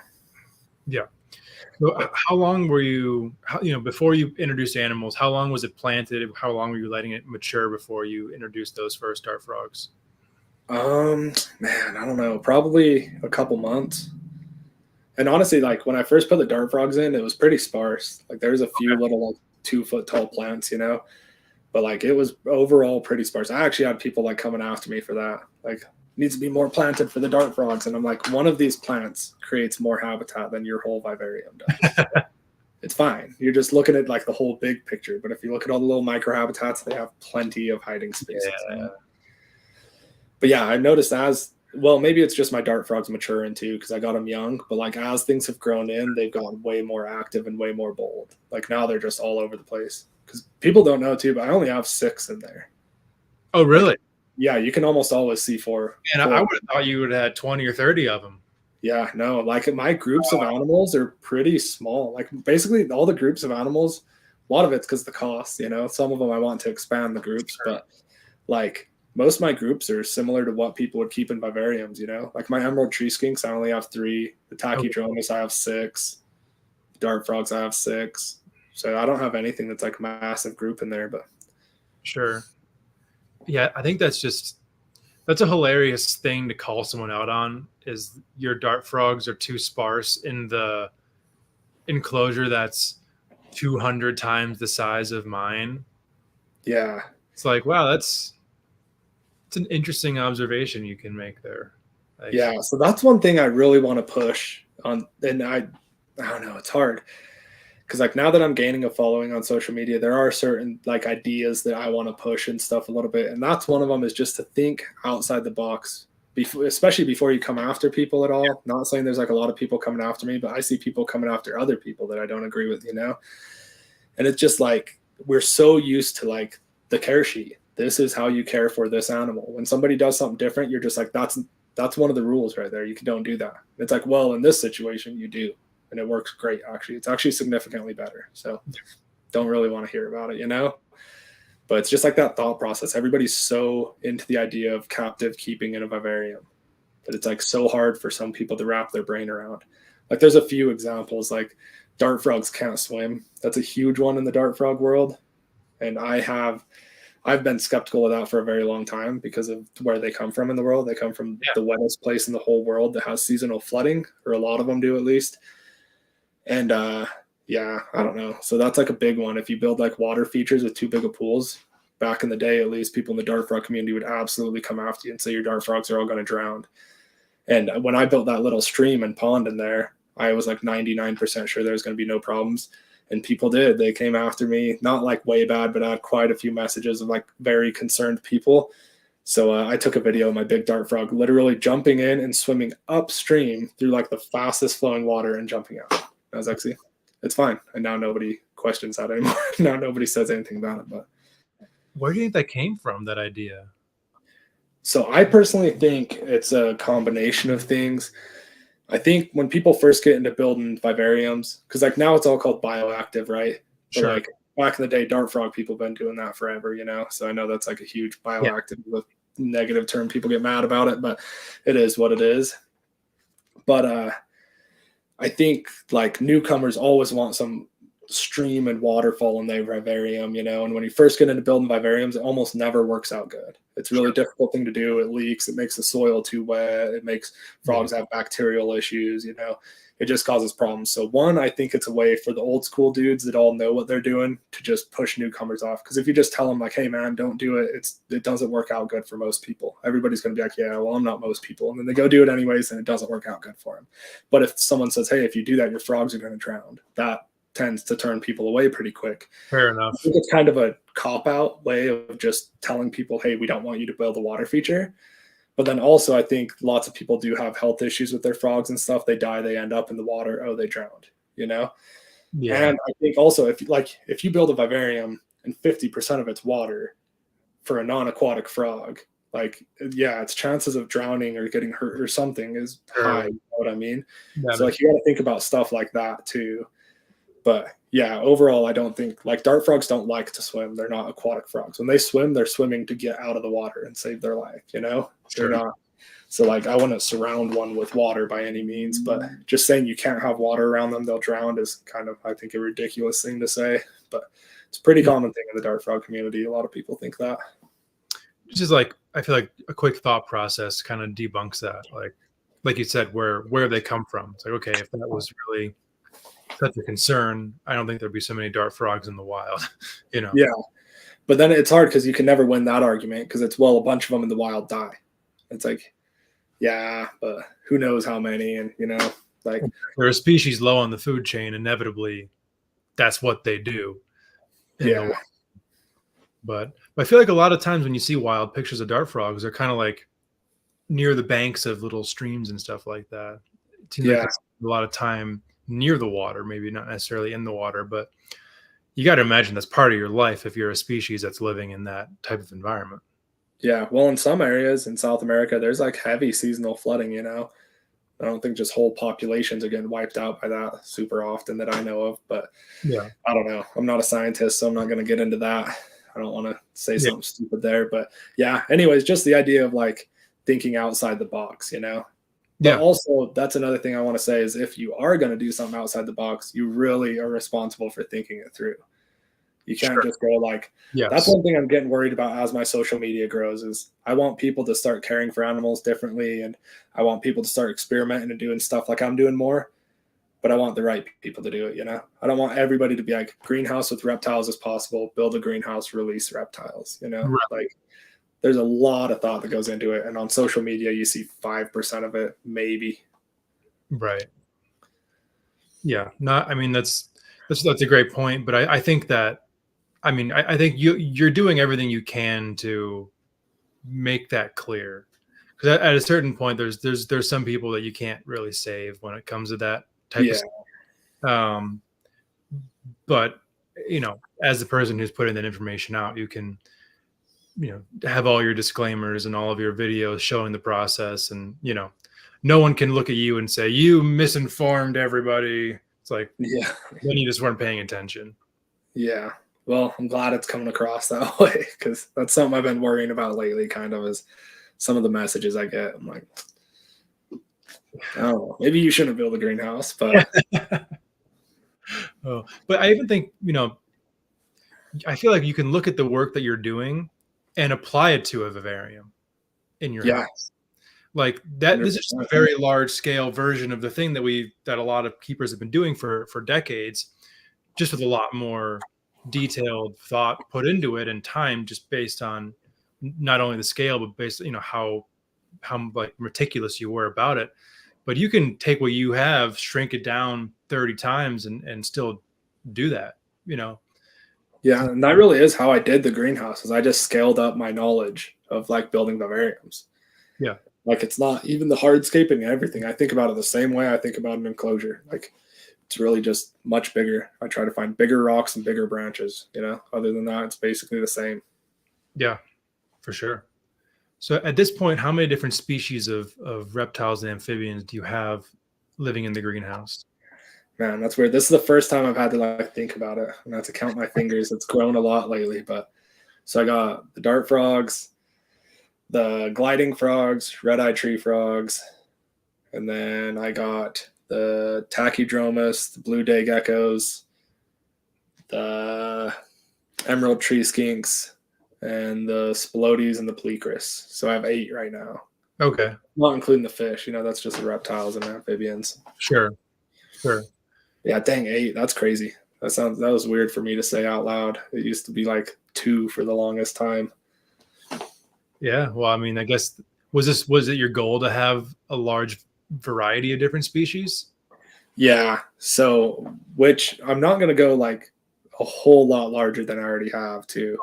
I'm getting to the point where I really like if I put a new species in there, it has to be something that I think benefits the greenhouse so much, you know. I'm not like just adding anything more crazily, but yeah, I wanted to have low populations and high diversity. Okay. So that was my goal, because I want people to come. Basically, if you came over 3 times, weeks apart from each other, and you spent 2 hours every time, I want you to see something new every single time. That's my goal. Like, so rather than having one thing that has a huge population density that you just see everywhere, I'd rather there be little secret things that you don't get to see as much, you know? And especially as things grow in, like I'll let populations grow. Like hopefully, I mean, I'm pretty sure a lot of stuff's going to breed in there. Yeah. But so populations will grow, and I'll be able to like sell off offspring and get different bloodlines and stuff like that. Sure. But yeah, I do want a pretty good variety of species, because like I said, I'm trying to showcase all the cool, beautiful things about the rainforest and convince people that wouldn't otherwise care about it that much to care about it, you know? So yeah. I'm not trying to convince the people that are already obsessed with animals. I'm trying to convince people that are like, think it's cool, but they're just like, oh, whatever. Yeah, no, fair enough. So how do you go about managing some of these really small species in such a large space? That's got to be a learning curve, right? Yeah. So short answer is I don't very much. I don't. Like the dart frogs just do great on their own, you know? And when I first put them in, I was super nervous about feeding them, stuff like that, you know? And like the tachydramus, they're so small. The grass lizards, I was like worried about them eating and stuff like that. But there is so many insects. Like one, I introduced feeders. I've introduced a lot of species of feeders that I'm trying to get to like maintain populations. Okay. But then there's also just a bunch of native insects that came in the soil and stuff, you know? So like you can't see it in my videos, but if you look down close to the ground, there's just clouds of like little fruit flies and all kinds of stuff everywhere. There's a bunch of species of little flies that I don't even know what they are, you know? So one problem I actually had, or I guess it wasn't really a problem, but I was worried about things not eating enough. So far, everything I've put into the greenhouse has gained a ton of weight in the first month. Everything gets too fat. Like my tree frogs, my gliding frogs are obese, dude. They're straight fat. Same with the dart frogs. I put them in and they all just got super plump. And then it seems like after a month or two, they kind of like find the balance, you know? Okay. So there's plenty of food in there. My one big concern was like supplementation. Because with dart frogs, like dusting and stuff is huge. Sure. And I really can't, you know, I used to like do dusted fruit flies twice a week or whatever. But now like I honestly don't even do it that much. I still do it every couple weeks or so. But it's now that things are grown in so much, like the dart frogs aren't getting half of them anyways. So my theory that has yet to be proven, this is one part of the experiment that's still happening, is if having such a hugely varied diet will help to where they don't need to be supplemented quite so much. Because that's the problem why they need to be supplemented in captivity, right? Like they don't need to be supplemented in the wild. But it's because we feed crickets and fruit flies that are like not very nutritious at all. Yeah. So hopefully if they have like this massive variety of ants, all kinds of different stuff, then hopefully they don't need much supplementation. But the proof of that with the dart frogs will be when they have their first babies, you know? If the babies all turn out good and everything's good, then my theory worked out. But if not, then I got a problem to solve, I guess. You'd have to imagine between obviously the natural UV and then these feeders just reproducing in that environment, that they're eating natural insect diet. Yeah. And they're eating plant matter, they're eating fecal matter, they're, like they're not just in a bin and you're throwing some, little cube, whatever food in their gut load before you're feeding the animals. Like, there's a bunch of different, it's close to, a natural insect cycles I figure you could probably get. Yeah. Well, even the plants, like the plants come from the same areas that lots of these insects and stuff do. So like there has to be some sort of natural connection there. And then also, I guess I should mention that is one thing I do really good is I do feed the insects a lot of like prepared diet and stuff. So I worry more about feeding the insects than I do about feeding the animals. Absolutely. I figure if I have healthy insects and large populations of them, then the animals in turn will be healthy. Yeah, absolutely. So yeah, I feed like a lot of different like Pangea and different stuff like that. And I feed it in like a variety of different ways. Okay. But yeah, sure, even if I didn't feed everything, I'm sure all the insects in there nothing would change. Honestly, sometimes I just feel like I'm wasting food, and I spend like quite a bit of money on insect food. So sometimes I'm just like, this seems pointless, but I'm like, yeah, I gotta at least help. But that's awesome that you do that. That's something that I always try to talk about is, thinking about not just what you're feeding your animal and what, like the actual quality of that feeder and what's fed to that feeder, because that fruit fly or the rat or the cricket is just a vessel to carry on to the final consumer what it ate. Yeah, 100%. Certain animals have slightly different, nutrient profiles and fat content and whatnot, but all of that is on the basis of what it is consuming to begin with. So, I'm always like, I here have, a handful of different colonies of mice and African soft furs, and, they get different seeds and fruits and vegetables and yada, yada, yada, not a just typical pelleted diet. And, I think you're doing that in place with your insects. So I would imagine just based on how that process is going in the greenhouse, you probably would never need to supplement at all. And your lizards and frogs are going to be healthier than most people who, keep them in captivity. Yeah. And that's what I'm hoping. And I obviously I'm not just doing this like willy-nilly, like, well, hopefully it works out. Like I highly suspect it will based off a ridiculous amount of research, but I'm not a scientist and I haven't proven it out yet. So I'm not going to go publicly saying, hey, this is what's going to work, but I'll try to prove it out first. And then if it does work, I'll talk about it more, Sure. But no, that's like, I just don't see, I don't know. I don't see how basically if animals aren't getting supplemented properly, then I screwed up the environment somehow. There's something I'm missing in the environment, and that's how I'll solve that problem. But this goes back to the like people thinking in the caring for things in captivity mindset, like people have the hardest time understanding that. But it's like, I'm not trying to care for things. I'm trying to build an ecosystem. And that's what I put all my effort into. And then that ecosystem cares for everything. Yeah. And we got to give the animals some credit too, because they're way smarter. They know what they need, like that's one thing I'm really starting to experiment right now is I started putting black soldier flies in there, and I had like huge outbreaks of them. And I realized certain ones of the lizards, the emerald tree skink specifically, they go crazy for them. And I realized I think they're really adapted to eating flying insects. I think that's their thing. And the black soldier flies are super high in calcium and stuff too. So that's great. I'm happy they're getting eaten, but I'm starting to realize different animals are kind of adapted to eat certain food sources. And if you give them a variety of food sources, they'll probably choose what they need the most. Yeah.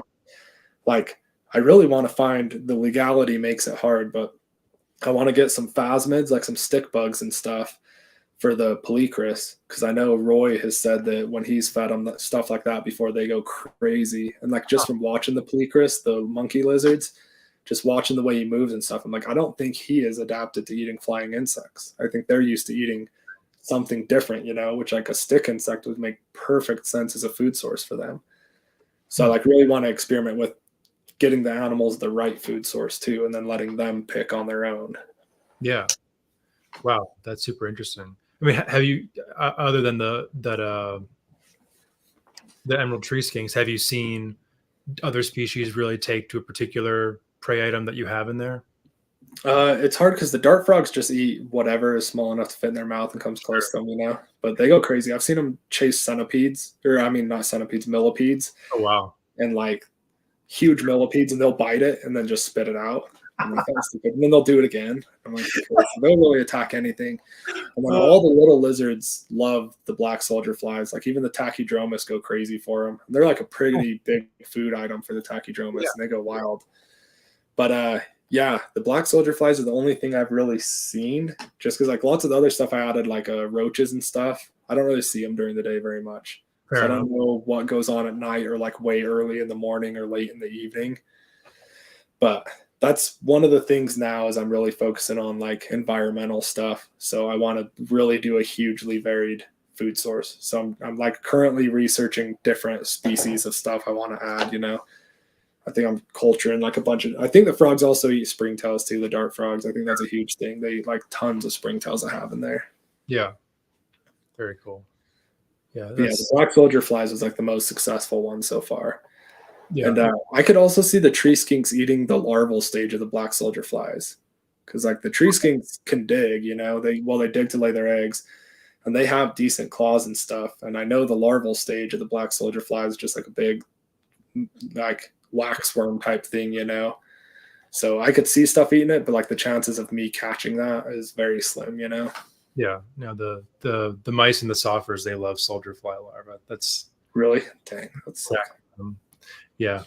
Yeah, it seems like a lot of animals really take well to the soldier flies, both in final stage and in the larval stage. It just seems to be a prey item that is very much preferred by lots of different species.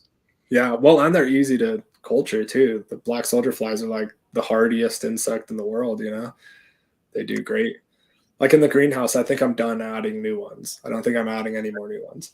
Last time I added new ones, and then I had like 2 days later a bunch take flight, morph out. Mm-hmm. And then I thought that was the new ones I added. And then like later that week, I had like hundreds hatch out. So I just had like a swarm of flies. And I was like, okay, I don't think I need to add anymore. I think they're breeding successfully in here. Do they like mess with you when you're in the greenhouse? No, luckily they don't. Every now and then one will like land on my bald head. But for the most part, they like to be up in the tree and stuff where it's hot. So it's not like house flies where they just bug the shit out of you until you inevitably kill them. Yeah, luckily not like house flies. That's awesome. Might just release some black soldier flies in here and see if that can take care of the house fly problem. yeah, there you go. Oh man, that'd be funny. So I know you probably get this question a lot, but what's like the interaction you see in between the different species? Any sort of aggression or attempted cannibalism, or do they seem to like niche out, like this is where we go, this is where this other species goes? How does that end up working out?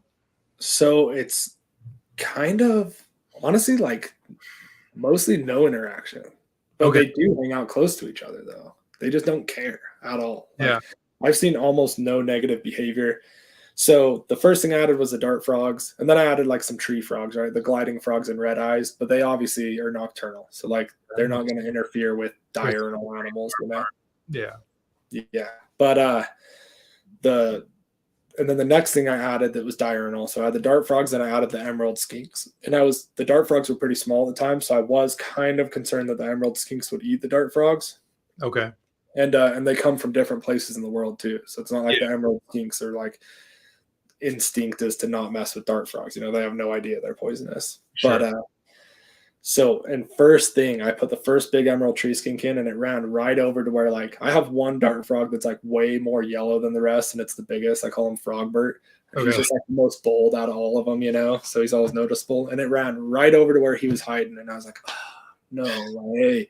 And he jumped out, landed on the skink's face, and then the skink backed up, and he just sat there and bulldogged it, just stared at it. The skink ran off, and I've never seen any interaction between them again. Wow. So, but then like as far as all the lizards go, the skinks are super shy which is funny because they're like super personable in captivity, but they're the only one that like does not like humans, you know, like if I come in and I get too close to them, they run off. I have one that's slowly starting to let me come around him more and more, but they're still really shy.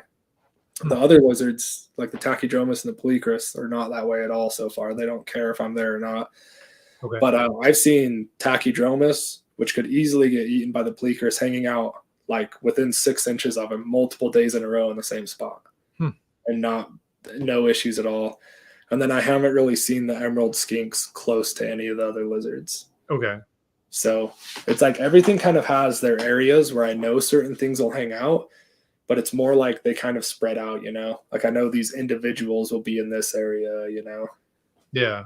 But no, really so far, I just don't think I have high enough population density of anything to have a problem. Sure. Like I think maybe there is a problem and I just didn't happen to be there to watch it, right? But there's so much space and so much cover that I think if there's any stressor, they just dip and just go somewhere else. But that's a big thing is as I've added species, I've made sure I have like the space for them. And I'm real big on like I don't know, even just with cohabiting in general, there's a lot more to think about, right? But like visual barriers is really important. Instead of just having one good hide, you need like 20, you know? So like I make sure before I add new species that I think there's enough environment for them to have plenty to occupy on their own if they do have a problem with another species. But yeah, so far I haven't had any issues, but I'm sure something eventually will be an issue as populations increase and stuff, but nothing yet. So what was the kind of genesis of the puffing snakes being a part of the enclosure? Because I think that's kind of like, that was probably the biggest step forward as far as adding something is this, you know, this large species of snake that's going to kind of be a bit potentially overpowering. But how did that all come about? So I originally planned on not doing any snakes at all. Okay. And one of the reasons was I just didn't know a species that wasn't too risky for me to add for just other animals and stuff like that. And then also, like I said, I want to do tours and stuff like that of the greenhouse. And I didn't want to limit myself to people that aren't afraid of snakes. Sure. And then the more and more I thought through it, I was like, you know what? You're coming to a slice of the jungle in my yard. If you're that terrified of snakes, then just don't come over, you know? Yeah. Hopefully it'll help people get over their fears. But no, so I just started thinking about it more and playing with the idea and thinking like, man, there's maybe some cool snake. Then I was like, I don't want like a fossorial snake that I'm never going to see because that's risky and it doesn't even benefit at all. So it's like, it has to be an arboreal snake, but I probably won't do anything. And then I just kept playing with the idea. And then I started like asking people on Instagram, honestly, like, what would you get when I started seriously considering it? Like, I just started asking people, like, what do you think of adding snakes to the greenhouse? And honestly, that's what made my mind up, was how negative people were about it. And like, not just general public people, like other like animal keepers and snake breeders and stuff. Like the like ridiculous, just out of this world that didn't make any sense comments from people that are very knowledgeable about animals kind of like bothered me a little bit. So yeah, like I had tons of people just like, people are so worried that they're going to eat the dart frogs. I'm like, they're not going to eat a little frog this big that lives on the ground. You're out of your mind. That's the last thing in the world that would be an issue. Snakes or something like that. Yeah. Or like, you know, with like some Nerodia or, you know, like, I don't know. Yeah. I had people literally messaging me and being like, well, RIP, I enjoyed the greenhouse while it lasted, unfollowing. I'm like, all right, man. I don't want to watch the bloodbath. Okay. Like I said, some of these people aren't like the best keepers in the world, but I like some people that keep a pretty big variety of animals. And I'm like, man, I know the general public does not understand snakes and their behavior at all, but I thought like at least most people that kept them did, you know? So it really started like making me think that there needs to be a lot of education on this. And I think this is a good way to do it. And that's what really pushed me to do it. So then I started narrowing down what species I want. Yeah. But I'm trying to wrap my head around what would the thought process be as to why it would be a bad idea. They just think they eat everything. Everybody thinks every snake in the world eats everything it sees. And snakes are like some of the pickiest eaters, dude. They're listening to too much news coming out of Florida. Yeah. Oh God, Florida is the worst thing that's ever happened to the greenhouse, by the way. The amount of ignorant comments I get, from people just assuming I'm in Florida and releasing invasive species and stuff. I'm like, I'm in northern Utah, dude. It's not a problem here. Not everywhere is Florida. Give me a fucking break. Oh my God. That's hilarious. I get people coming after me for that. Wow. Yeah, no, people literally like just thought. And the funny thing is, my main concerns with adding snakes were like, obviously, I'm gonna not pick a species that eats frogs and lizards, right? Yeah, no duh, yeah. Like but that's up to me, you know. But my main concerns was picking a species that I can easily care for in such a large space. And yeah, that's a difficult thing in that big of a space. And then also a species that's not going to completely demolish my plants, you know. Sure. Which I chose Splodes, sulfurious. So that's like, maybe I didn't choose the best one, but so far they're pretty gentle and dainty with stuff. So. Yeah, I wouldn't expect that to be a problem. Like, to me, the first species that would come to mind I feel like would work wonderful in a setup like that would be like a green tree python. Yeah. Okay. So the reason why I didn't do any of the like obvious choice arboreal ones is there's a chance, it's very unlikely, but there's a chance I'm going to add a decent sized bird eventually. So which Splodes do eat birds too, but I don't think they would eat anything that big. I might eventually, I don't know. And honestly, the further as things go along, I don't know if I'm going to add it. It's getting less and less likely, but it's a curl crested RSRI. So they're like little 14, 15-inch toucans basically. Oh. And they're really cool. But so I want to add one of those. I didn't want to do anything that would like for sure nab a large bird. Yeah. I feel like I'd almost be more worried, and I don't know anything about birds. I feel like the bird would be like the top of the food chain in there, potentially going after some smaller stuff. Is he's just not that way, or what's? Yeah, so that's why I'm leaning against it. But the RSRIs, they're frugivores. They just eat fruit, right? So like parrots are assholes. They're totally destructive. Everybody else says I should add parrots. Never in a million years would I put parrots in there. And then even little like insectivorous birds, they like will pick at stuff and attack stuff. Sure. But recently I've heard from a few people that have kept curl cresteds that specifically males will just like, they won't eat other animals, but they'll just pick on them like lizards and stuff. Yeah. So that's why I'm kind of leaning against it. But I want to talk to someone. There's only a few like serious breeders of them, you know, and I want to talk to them. But it's hard because aviary people are so far away from reptile people, you know. Sure. They're like, it's just a different world. But so it's hard. And like, there's not a ton of people that have those in captivity. It's mostly like zoos and stuff. Okay. But yeah, but I don't know, I'm torn because eventually, either way, it would be the very last thing I add when there's so much cover and the jungle's so thick that like there's no way it could even pick everything off. But the other thing is they have like that big, huge beak, you know, it's just made for eating and mashing fruit. They can't even bite super hard. So they can't like chew up wood and damage stuff. And then they're not like predators, you know, they're made for eating fruit. So even if they did like chase around lizards and stuff, I don't know that in an environment with the proper amount of cover, they'd actually catch any. Because I do think the people that have told me that they pick on them are people that like kept them in an aviary, you know, it's like a planted aviary, aka they have one potted tree and a wooden branch in a screen enclosure, you know. Yeah. So like the birds get bored and bother stuff. And both people I've talked to that have said that's a possibility, both said it was only their male that was a dick. And the females were just like babies. So I don't know if that's going to happen, but I really wanted to leave that option open. I think there's oh, sorry. What were you saying? No, you're good. You're good. I'm done. Okay. What I was saying was, I feel like there's a theme here of people telling you something's not going to work. You do it and it works. Yeah. But hopefully I don't get cocky and take it too far. You know, I got to check myself every now and then. I mean, I feel like that's just kind of the real process of it is like, oh, well, that didn't work. Trial and error. I mean, inevitably, everything seems to have worked so far. It's not the end of the world something doesn't work, you know. Well, and okay, so one thing, sorry, I'm going to jump back to the whole snake thing. Sure. I'm like all over the place tonight, sorry. Dude. That's what I like these to be. Just whatever the conversation goes to, that's where we end up.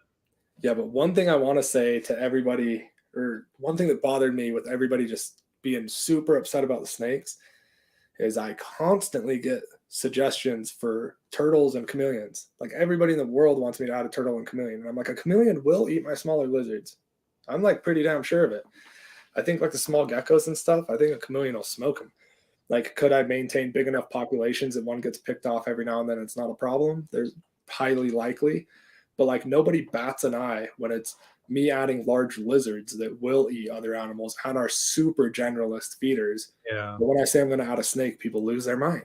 It's like just the misinformation about snakes is crazy to me. It's like, I've never had that. I've always liked snakes and I've never been scared of them. So it's like hard for me to understand and see from their point of view. And I get frustrated with it. But yeah, so that's what finally made me snap and add the snakes, is I was like, I need to just teach people by showing them, you know. People aren't going to listen. They need to see.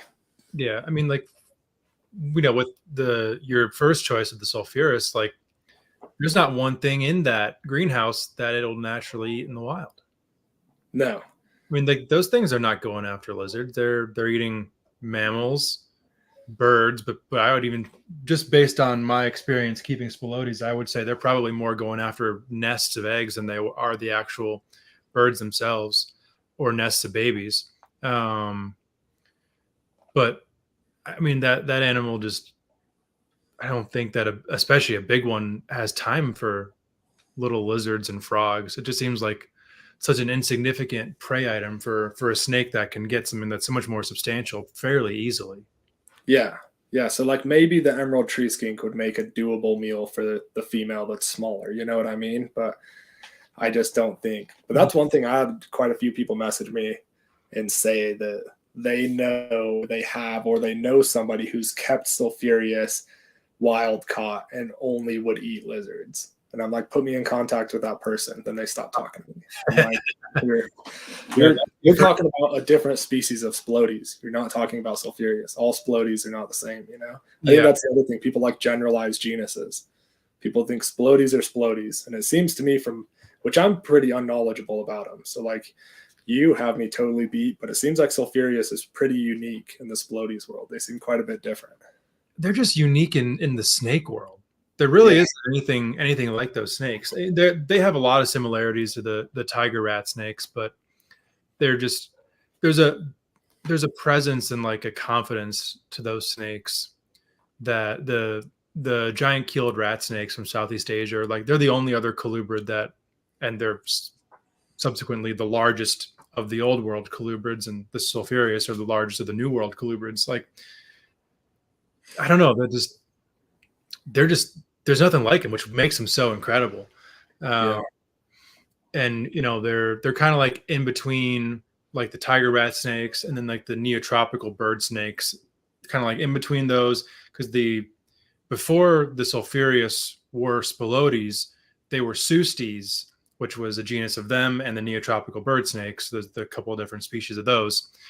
They're kind of like a cross between the two, and then just make them a good bit larger and give them all the confidence in the world. I mean, I don't know. I just think also with such an intelligent species, they're being fed regularly, and their food's being handed to them quite literally. You're just handing them their food.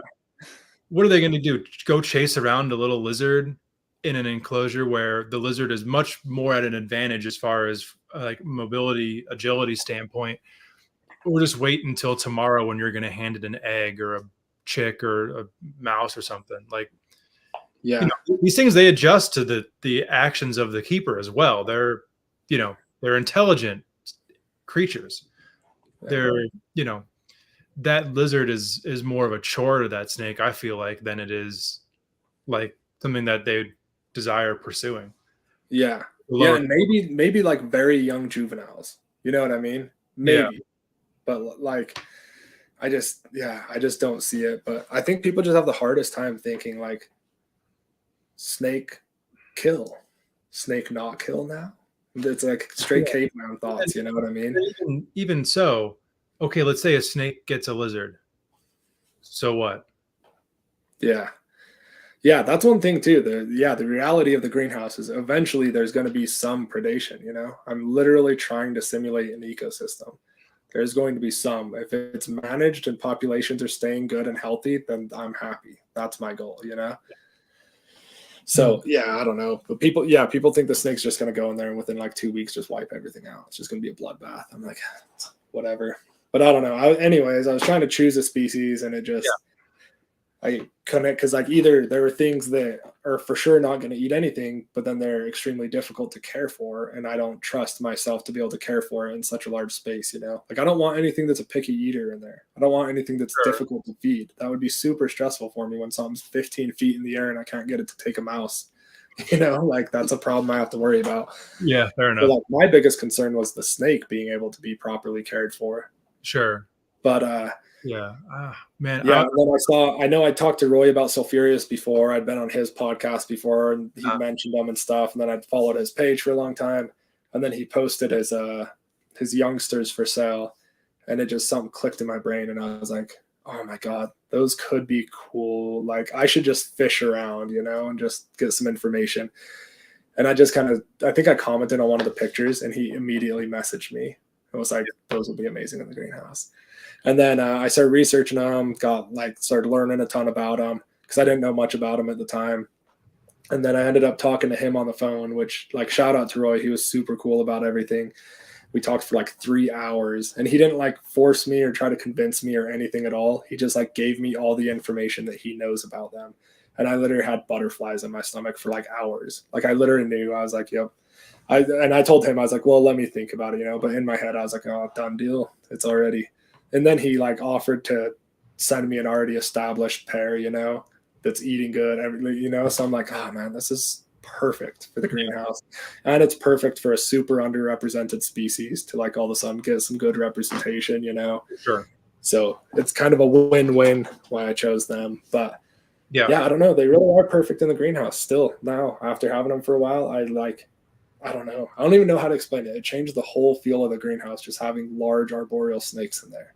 And like diurnal active snakes. It's like, I don't know how to explain it. I go in there and I see one of them like crawling around up on a branch and moving around, and I literally get butterflies in my stomach. I literally feel like I'm herping. It's like the coolest thing in the world, dude. I could imagine that before the snakes were in there, there were inevitably times you opened the door and you didn't see any animals. Yeah. But it's kind of hard to miss those. Yeah. Well, and it's crazy. It's literally like it was meant to be. Like the male literally just, boom, took up residence in the big tree. No problem, which is exactly what I wanted. I'm like, okay, that's cool. And then the female took up residence in this big like cork bark tube that's right to the left of you when you walk in on the boardwalk. Oh, wow. And I'm like, could not be more perfect. They were made for this greenhouse. Yeah. But yeah, it is just, and with the whole like trying to help people that are scared of snakes get over their fear if they want to. I think there's one thing about like everybody that has snakes knows somebody at some point wants to get over their fear, so they want to come over and hold your captive snakes and stuff, you know? And that's a cool feeling to be able to help people with that. But I think there's going to be a difference between that and letting people see snakes act more similarly to how they do in the wild, because that will really make people realize like maybe these aren't what I think they are. Yeah. Like that's like they look cute just lounging up on a branch. And when you walk in, you can get 6 inches away from them and stare at them, and they just pretend you're not there. They could care less about you. And I think people seeing that and realizing that that's how snakes are in the wild maybe will help with the whole fear thing and overcoming it. And then seeing that they're kept with all these other beautiful animals and they're not just killing them will maybe help people realize too that they're just a part of the ecosystem like every other animal is, you know? They're literally no different than any other. They are different, obviously, in their own way, but like every animal has its weird little niche that it fits into in the ecosystem, and snakes are no exception to that. Like, I don't get why they're treated so differently than everything else. Just like, I don't know, generations and generations of like propaganda against them, basically. That religion, I mean, the origin story of Christianity is portraying in a poor light. You know, it's that's true. I mean, and like you know, on my mom's side, they had this like cabin on hundreds of acres in Pennsylvania, and there were timber rattlesnakes all over the place because that's where they come from, and they were just grew up to be terrified of getting bitten and potentially killed by a timber rattlesnake, because when that's where you live and you're a long way away from medical care and you don't know any better, what's better dead, the snake or your granddaughter? And like to think about, you know, any of us who aren't like first or second generation Americans, our great grandparents and whatnot probably grew up in a similar fashion of you know, these things are around before they were kind of hunted to extinction or developed to near extinction in some areas. It's kind of unfortunately probably how it went a lot of the time, was just they were there and you didn't want them there, so you just killed them, and nothing ever good came of these snakes according to what they would, you know, what they think. And then all of a sudden they have rodent infestations and now they're all pissed off and they wonder why, and you know. Yeah. Yada yada. That's what I try to tell people, because people that aren't interested in getting over their fear, they just, it is what it is, you know what I mean? But like, I love when people actually show an interest in them. Like people I work with and stuff, like they start asking me about them. They're like, oh, that's creepy. Oh, that's weird. And then next week it's like, so do they do this? Or like, what was it doing in that video? And I'm like, oh, there it is. There's that little bit of interest, dude. I can work with that, you know? And it's cool to like, I don't know, it's cool to just be able to show people and teach people that they really are just like other animals. They like think and do things for certain reasons and stuff. Yeah. Like, I don't know. It just, so hopefully the greenhouse having snakes will help people kind of get over that. And if not, then those people can not come over, and for everybody else, it just makes it 10 times cooler. Yeah. I mean, having a big animal in there is cool. It really did change everything. And it felt so weird releasing them. It was the weirdest shit. Like I unboxed them and I was like, I just let go of it, I guess. I don't know. This is weird. Never like got a snake and not put it in an enclosure, dude. Yeah. That's funny. Huh. And were they just right away like, boom, I'm here. I know what I'm doing. I'm going to, you know, I'm figuring this out. I'm finding my spot. Like, what was it like seeing these snakes adjust to this new environment? So the female, I put her up in the tree and she was just puffed up and defensive, you know, she just didn't, she was stressed out, and they were both in shed when I got them too. Oh, okay. So they're like both in blue. So it was like worst case scenario for them. So I'm glad they were even behaved as good as they were, you know. But I put the female in the tree and she was kind of just defensive. And then she just found like a little nook in the tree, balled up, and stayed there for basically a whole day. Okay. And then the male went up and just started slithering around, exploring the top of the tree. He didn't seem too stressed or anything at all, but he was also in shed. So then he just coiled up in a spot of the tree and stayed there for a week. Didn't move, didn't do nothing. The female took off, or no, he came down a few hours later. I came in and he was like all over the greenhouse. Like he was literally like going to one corner, sniffing around, like super fast tongue flicks, just going crazy. And then he'd like fast take off, go to another corner, sniff around. That's so cool. And then he went up in the tree, and then he just sat there for a week. The female disappeared for almost 2 weeks, and then she shed and came out. So that was kind of nerve-wracking, but yeah, I knew it was going to happen. And I was like, oh, she just found a good hiding spot. I should just leave her alone. But part of me was like, dig around, find her.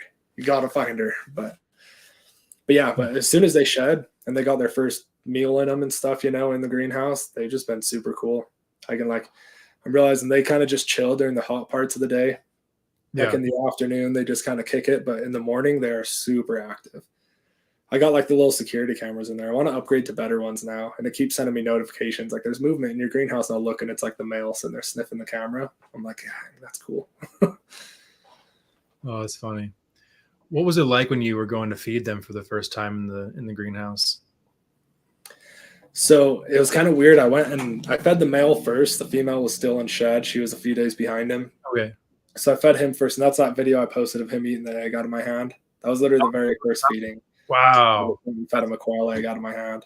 And I could tell, like, right when I lifted it up to him, I could tell he was interested because he, like, kind of came, like, I don't know, 6 inches forward pretty fast and then was doing fast tongue flicks and then pointed his head down at my hand.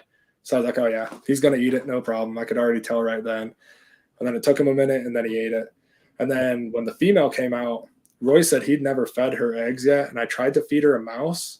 And she was the one that he said is more kind of defensive and shy. And she is not in the greenhouse at all.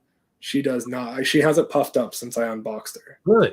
She's super, super chill. Awesome. So I literally tried to feed her a mouse on like some big tongs that I have. And she climbed onto the tongs and just climbed right up my shoulder, wrapped around my neck, and then just kicked it. And I was like, whoa, this is the one that's like shy. I wasn't expecting that. Huh. And then after like I filmed the video and after like 20 minutes, I finally just like took her off, put her on something, set some eggs right there, and she went and ate them. So wow. Like, okay. That was pretty cool. So that went good. And then last weekend was the second time I fed him. I fed him a chick and I fed her a rat pup, and they both just took them no problem. So far so good. And I think I'm going to build like some little bird nest and stuff all over. So I can like leave eggs, or even if I'm in a hurry, I can like, once I learn where the two hang out, I mean, I kind of know where they're hanging out now, but once I know like permanently where their spots are, I'll make sure to put little nests kind of somewhat close to them so I can feed them each separately. So if I'm like in a hurry, I can just throw stuff in the nest and come check on it the next day, make sure it got eaten. But that's such a cool idea. Like that security camera footage of that snake like approaching that nest, and yeah. I mean, you can't really get much closer to a natural behavior than that. That's a really cool idea.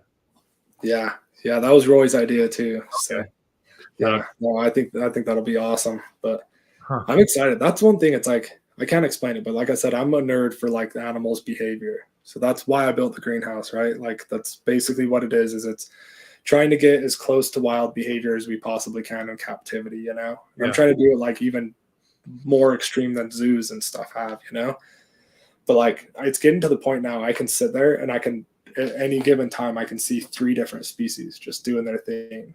And like sometimes it almost brings tears to my eyes, man. It's like the coolest thing. But the snakes is like a whole nother world. Like watching them start sniffing around and all of a sudden come out of his little coil and start exploring the tree. I'm like, oh yeah, here we go. I'll just sit there and watch him. But yeah, it's cool as hell, dude. Man, that's awesome. Wow, that's so cool.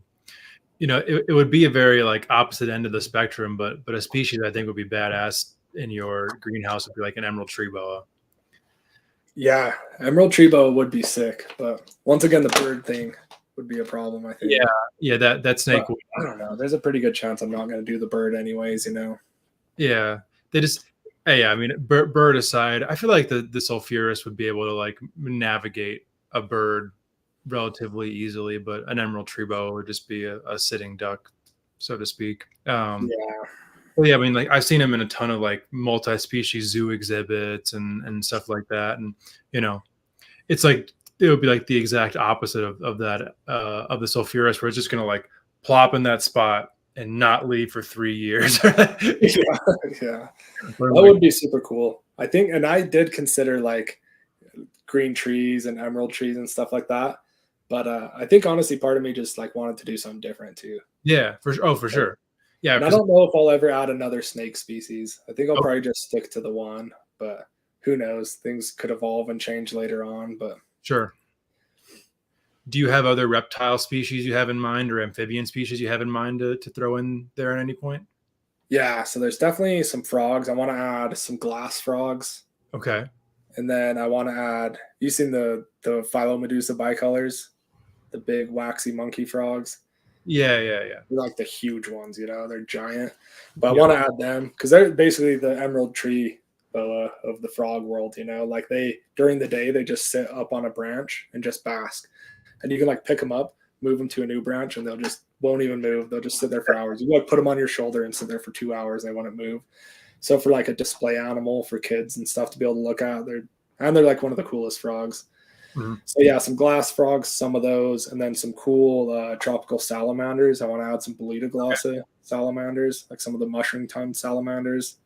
So they're like semi-arboreal little salamanders that climb everywhere. They're super sweet. And they got kind of like a chameleon-like tongue. They like shoot their tongue out and eat stuff. And then I was going to add Cruzio hylochraspidopus, the like fringe leaf frog. But I don't know if I'm going to do that anymore. And then as far as like actual herps, I don't know. I was planning on doing a chameleon, but I don't know for sure if I am. Yeah.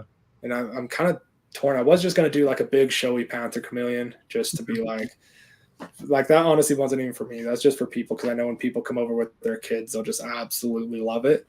Yeah. But now I don't know if I for sure want to, because I do think it would pick off little lizards and stuff like fairly efficiently. But I don't know. But I might still add chameleons, but I might do something smaller, like a group of carpet chameleons. Yeah, I was just gonna say that. Carpet chameleons are so cool. I just hate that they only live for like 2 years. They got like a short window to get them breeding successfully before they're gone. Yeah. Yeah, well, that would be badass. But yeah, no, and I'm open to suggestions too. So give me whatever suggestions you got. If you randomly think of stuff, just send it to me, because I'm always considering things. But yeah, like I said, I'm getting to the point now where I got to like really consider stuff before I add it, because I don't want it to just end up like overcrowded and unnatural and weird looking. Yeah. But definitely want to add some more stuff. Hell yeah. So you've mentioned it a little bit throughout our talk, but what are your plans going forward with like the educational side, things that you want to pursue as far as that goes? So one thing I wanted to get working on all the legal side of stuff this summer, but it's like I'm constantly torn between spending money fixing the greenhouse or spending money starting all this stuff, or finishing the greenhouse, not fixing it, sorry, Yeah. but or like spending money. But I want to file for a nonprofit, Okay. do like a 501c3, and then I have my website almost done already. I've been working on it. Okay. And you're going to be able to go on there and like book private tours, basically. So it's never just going to be like open to the public. I think that won't work out good. But you'll be able to go book like 2-hour time slots and come do private tours and stuff. Okay. That would be cool. And then my goal eventually, I don't want to like talk about this too much before I'm doing it, but yeah, whatever you want my to say. goal eventually is to like, I just don't want people to think I'm like trying to claim to be something I'm not, but eventually I want to raise money for like actual people doing conservation down in South America and Southeast Asia and stuff. So I want to like do tours, educate people, get people excited about nature, and then raise money for people actually doing the like feet on the ground work, that's like really my goal. So and the next, basically I'm 30 now, and I plan on spending my 30s just building like a network of people and figuring out who I want to donate money to. I want to travel and I want to go see, because I don't want to just throw money to organizations that I don't know what they're doing with it. Sure. I want to go meet people and like put money where it actually is going to matter and make a difference. Yeah. And then I want to also use like my social media. Like my goal is, like I said, I haven't worked through all the details yet, but basically like with Patreon, social media, like the greenhouse, doing tours and stuff, which like the greenhouse is never going to be a profitable thing. I'd be lucky if I could get it to pay for itself, But like with social media and everything else, there is ways I can make it profitable. And I plan on doing like just a percentage of all proceeds go to conservation. Okay. And I'd like to do like a pretty large percentage too. But like I said, we'll see how everything works out, So yeah, I'm trying to finish the greenhouse now, but then I was going to try to file the nonprofit myself, but I realized I'm over my head on that one. So I need to get a lawyer to help me with it. Sure. So yeah, it's just a lot of stuff to spend money on in a short period of time. So yeah. Yeah, I mean, I can imagine with how long you've been doing this that kind of you probably have thoughts of let's just chill for a minute and enjoy where we're at, You've been sometimes go for a few years now on this. Yeah, but I'm just like used to it now, so I'll do that. I'll be like, I need to take a break, kind of like get my head back together, and then I sit there for like 2 days, and I'm like, I need to start working on shit. I have to finish this. I have to get this done by October. I have to do, you know what I mean? I'm like really hard on myself. I push myself a lot. And with me being so passionate about this is like something that as a kid who's obsessed with animals and nature, I never thought I'd be able to do. Now that I've like all of a sudden realized I can do it, I kind of just realized like if I stop asking the world permission to do things, and I just shut the fuck up and do it, it works. And that's a very dangerous thing for me to realize. So now I'm like just going crazy with it, because eventually I'd love to, I don't know exactly where it'll lead, but like the greenhouse isn't the end goal, Okay. Like I'd like to either build a larger one, or I'd like to start an organization that helps us. I don't know exactly where it's going to lead, but I got pretty big dreams. I would love to build, or if somebody else is out there who wants to fund it, I would love to help be a part of it, but I'd love to build like a different style zoo, basically where it's just different biotope greenhouses. And instead of going and seeing animals in cages, people can walk into environments that they'd never get to experience otherwise. I think that'll have a bigger educational impact than anything else that's done nowadays, And I think it's possible, just very expensive. Yeah.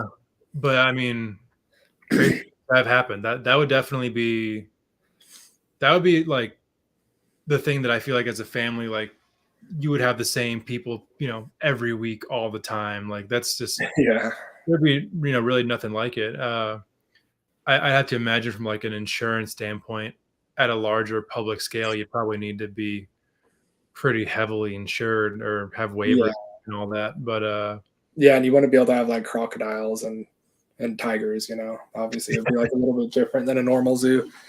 But I just think it'd be cool. You get like a personal tour guide. So rather than buying a ticket and you get to walk through the zoo, you book hours with a tour guide. So if you want just a cheap zoo experience for your family to go see some cool stuff and take a couple pictures, book 1 hour.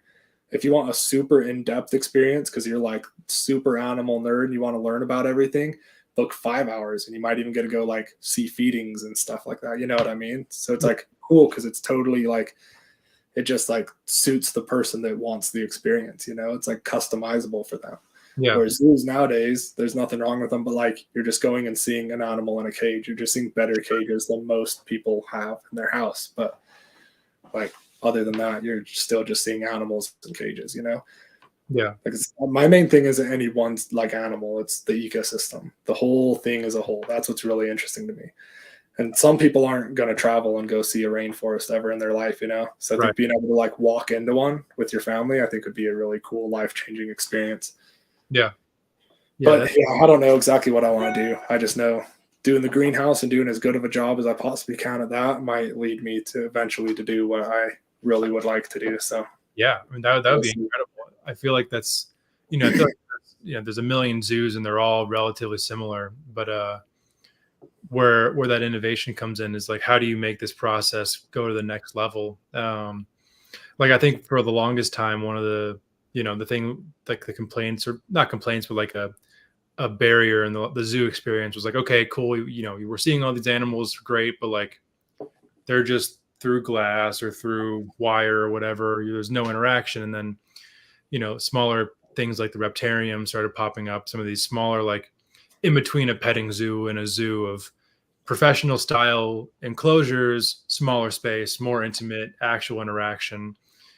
And then your idea is kind of taking that, bringing it back up to the scale of an actual zoo and making it even more immersive. It's a pretty damn cool idea. Yeah. I have to imagine something like that would be very successful. Yeah, and I don't know how realistic it is, like I think, but I assumed with the greenhouse I'm building now, I assumed, oh, this is a great idea, but there's a reason nobody's ever done it, right? And then I just did it, and I was like, oh, I don't know what the fucking reason is nobody's ever done it. That worked out great. So I'm like, man, maybe bigger things are the same way. Maybe there's just never been anybody that obsessed with that one idea and willing to dedicate their whole life to it, I feel like a lot of times the reason why something hasn't happened is because no one's done it. Yeah. Happen, Yeah. Well, that's literally like, to get a little bit more in depth on like what led me to the whole greenhouse thing is, I told you I was kind of just getting sick of life being mundane and stuff. Like I got to the point where I was literally like, I don't know if this was even meant for me. Like this, I don't know if I was born in the wrong generation or what, but like I just go to work and destroy my body every day and just nothing. Like it doesn't give me anything. It doesn't do me anything. Like, fuck this. Or I go to school and I get in debt for the rest of my life and I do a job that hopefully I like, but I'm broke. Like, fuck that. That doesn't do anything for me either. So I was working out of town, pipeline, and so I was making per diem. So I was making pretty good money. So I was just like, fuck it. I'm going to use this opportunity and put it towards something. So I didn't do good in school or anything, as a kid. And I decided I was going to try to go get my degree in zoology because I just didn't know. I was like, I just need to do something I'm passionate about. Sure. I cannot work construction the rest of my life. I have to indulge in a passion of some sort, no matter how difficult it is. And then I literally just got rejected. I couldn't go to school trying to pay cash. Just everything got rejected because my high school GPA was too low. There's only like one school I could find that had a fully online zoology degree. And it was going to cost me like $180,000 or something just out of my pocket. And then I was going to get a job, maybe making 50, 60 grand a year, after it. And then I couldn't even get that. I got rejected. They wouldn't even accept me into the school until I went to another school to get my GPA up and prove, So I was like, fuck this, I'm sick of this shit, So that's when I like said I really got sick of asking the world for permission. And I just decided to do it, because I was like, oh, I can't do anything like this. I'm not a scientist. I'm not anything. Then I was like, I don't care. I'm just doing it anyways. I'm going to learn along the way and do as good of a job as I possibly can. And then things have like worked out great for me since. Now I'm like happy I didn't get accepted. I'm happy I didn't go to school and stuff. I'm happy I'm doing what I'm doing now because there's no way I'd be able to have a house and afford this if I went to school, I'd still be like struggling through that and I'd be broke and I'd be in debt forever. And so I don't know. I'm like, and then this has just given me the confidence to like, maybe I really can just do whatever the fuck I want if I try really, really hard at it, Like, I just think, I don't know. I wish like growing up that I had somebody that told me that, like a successful adult that would have told me that, I wish I had that. And I feel like a lot of other people feel the same way. So like maybe if I can do something, even if it's just the greenhouse, and make people realize that, hey, you can do outside the box stuff. And just if you just commit to it and try your best, then things might work out for you. You know, it's better than not trying. Like the thing I'm afraid of the most is regret. I don't want to wake up and be 55 years old and be like, shit, I should have tried harder. I should have done that one thing I liked, you know? So I was like, I'll just keep trying and failing and failing. Then at least I can like go to bed when I'm older knowing that I tried, you know? Yeah.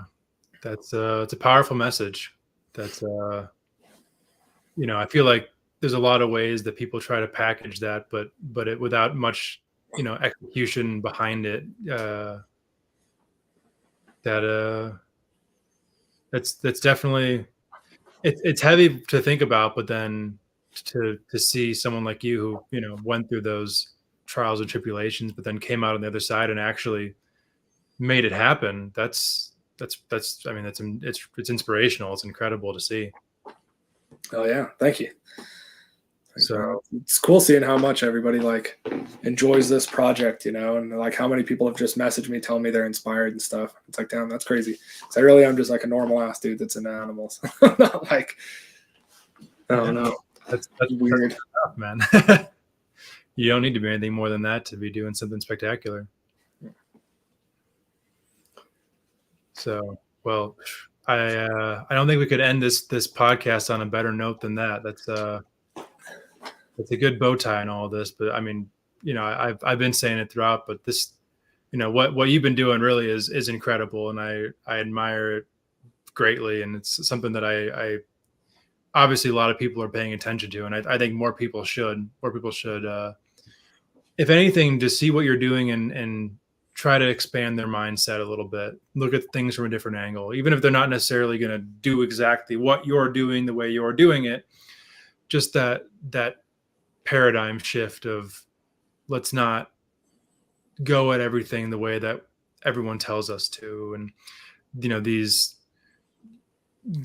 methods that are like, this is how you do this because I'm telling you so. It's like, you can question that. And maybe questioning that will lead to a breakthrough that helps thousands of people in your wake, just because you were the one person who decided to say, why? Yeah. Why? Really? Like, who are you? Who are you to tell me that this is it? Like, yeah.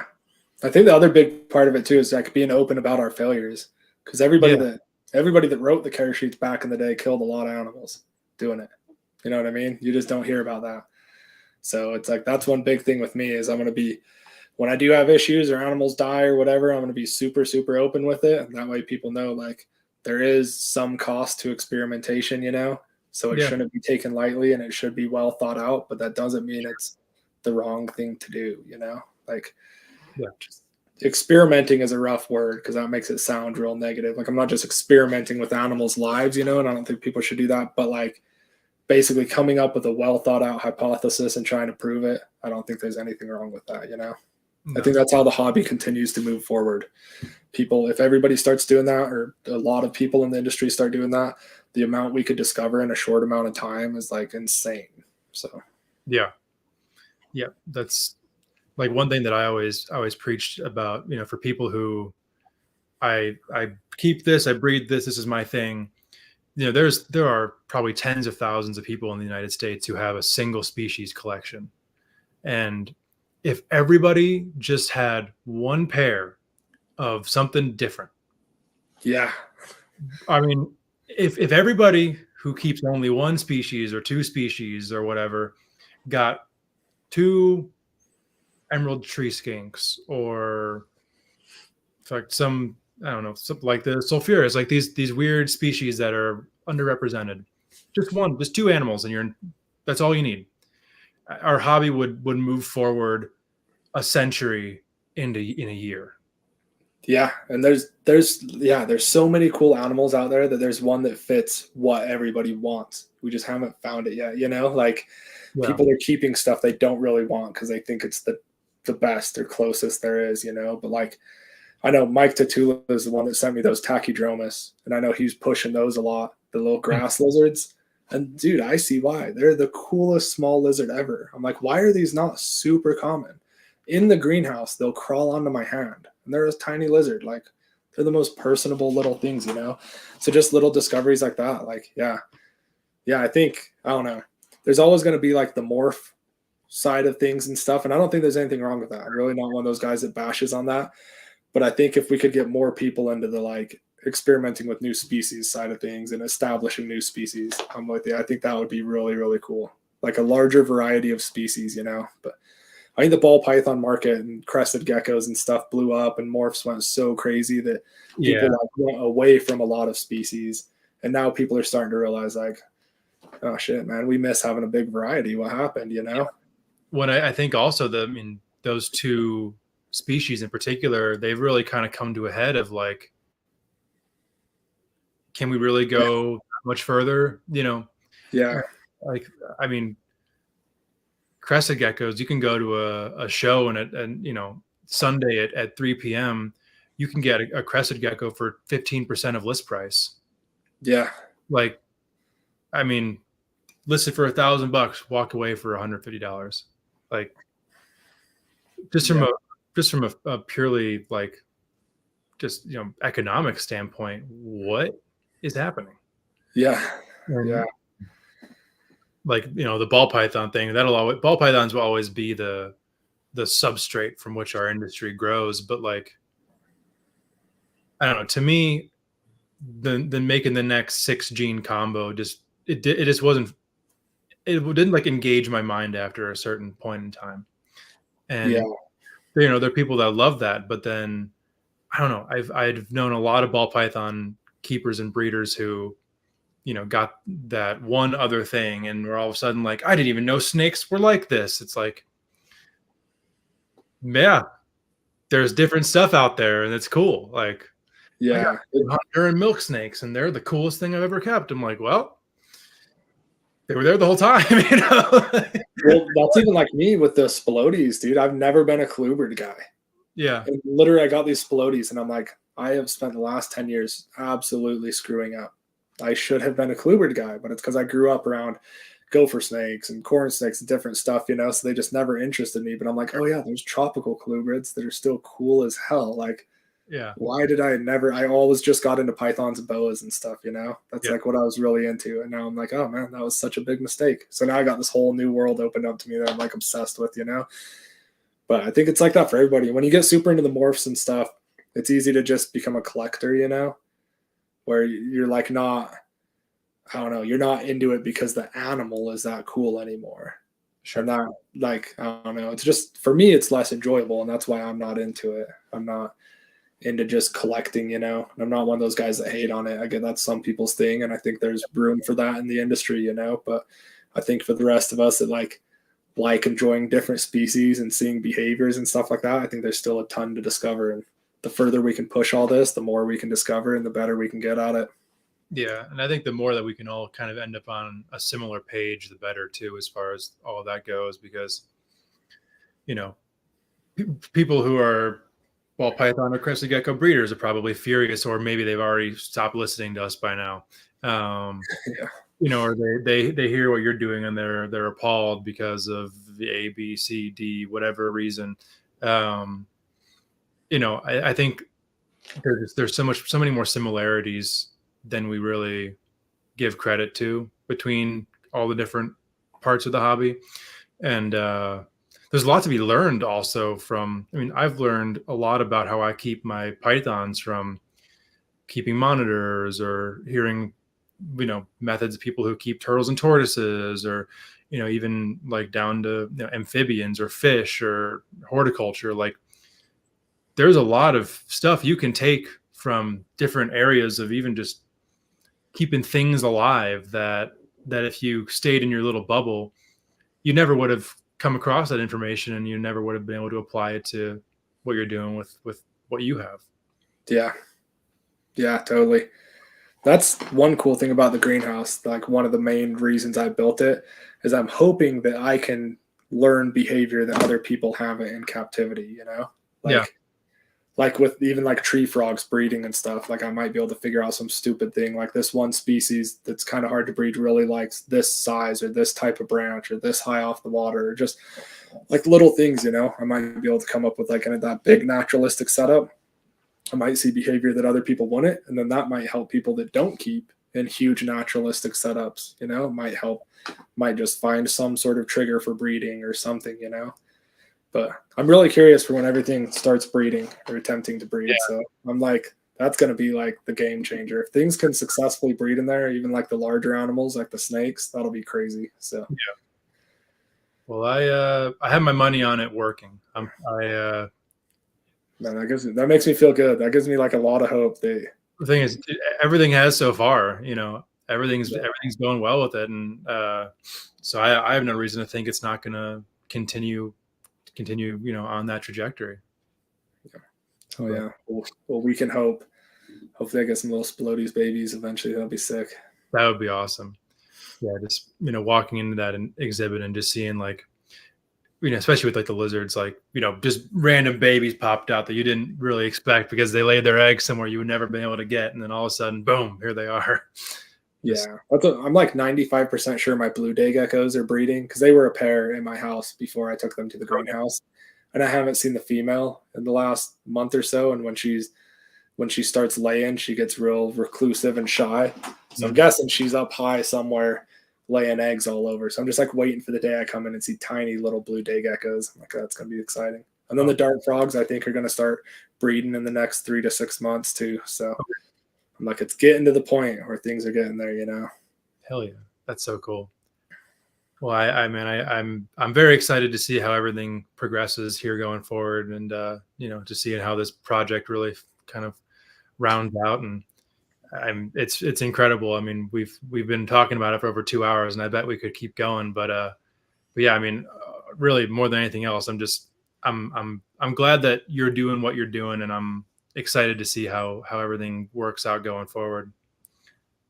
Yeah, sweet. Well, thanks, man. And yeah, thanks for having me on, dude. I really appreciate it. So it's awesome to talk to people with more experience on the like breeding side of things and stuff. So yeah, hell yeah. Well, no, I appreciate your time. This has been awesome. For anybody who wants to check out everything you're doing, where can they find you on all forms of social media and whatnot? So it's a Life Exotic. I think Instagram is a.life.exotic. YouTube's a Life Exotic. Patreon, TikTok, Life Exotic. So you can find it all on there. Pretty simple. But yeah, feel free to check it out. And like I said, I'm open to suggestions. You know, I'm not claiming to be an expert in anything. So feel free to shoot me messages. Feel free to ask me questions. If anybody else is doing something similar and wants to know what worked and what didn't, hit me up, you know. Like, I'd love to help out any way I can. And I love new suggestions. So hell yeah. Well, dude, thank you again so much for your time tonight. This has been awesome. I've really loved this conversation. Oh yeah. No, thank you for having me. This has been fun. Hell yeah. I'm going to throw you backstage real quick and close out the show if you want to stick around. But again, thank you so much, man. This has been an awesome night. All right, guys. What an episode. That was awesome. So for me, you can check me out on Instagram. It is over here at Scrub Shepherd. Facebook is just Stephen Kush. If you enjoyed this, please check out all the other shows here on the Trap Talk Reptile Network. There is a show every single day of the week, so there is no shortage of reptile content. If you are watching and listening on YouTube, please give us a subscribe, like, comment, share, all that good stuff. If you are listening on the streaming services like Spotify or Apple Podcast, give us a subscribe there, a rating, all that good stuff. And I want to say thank you, everybody, again for tuning in, and we'll see everyone here next Wednesday.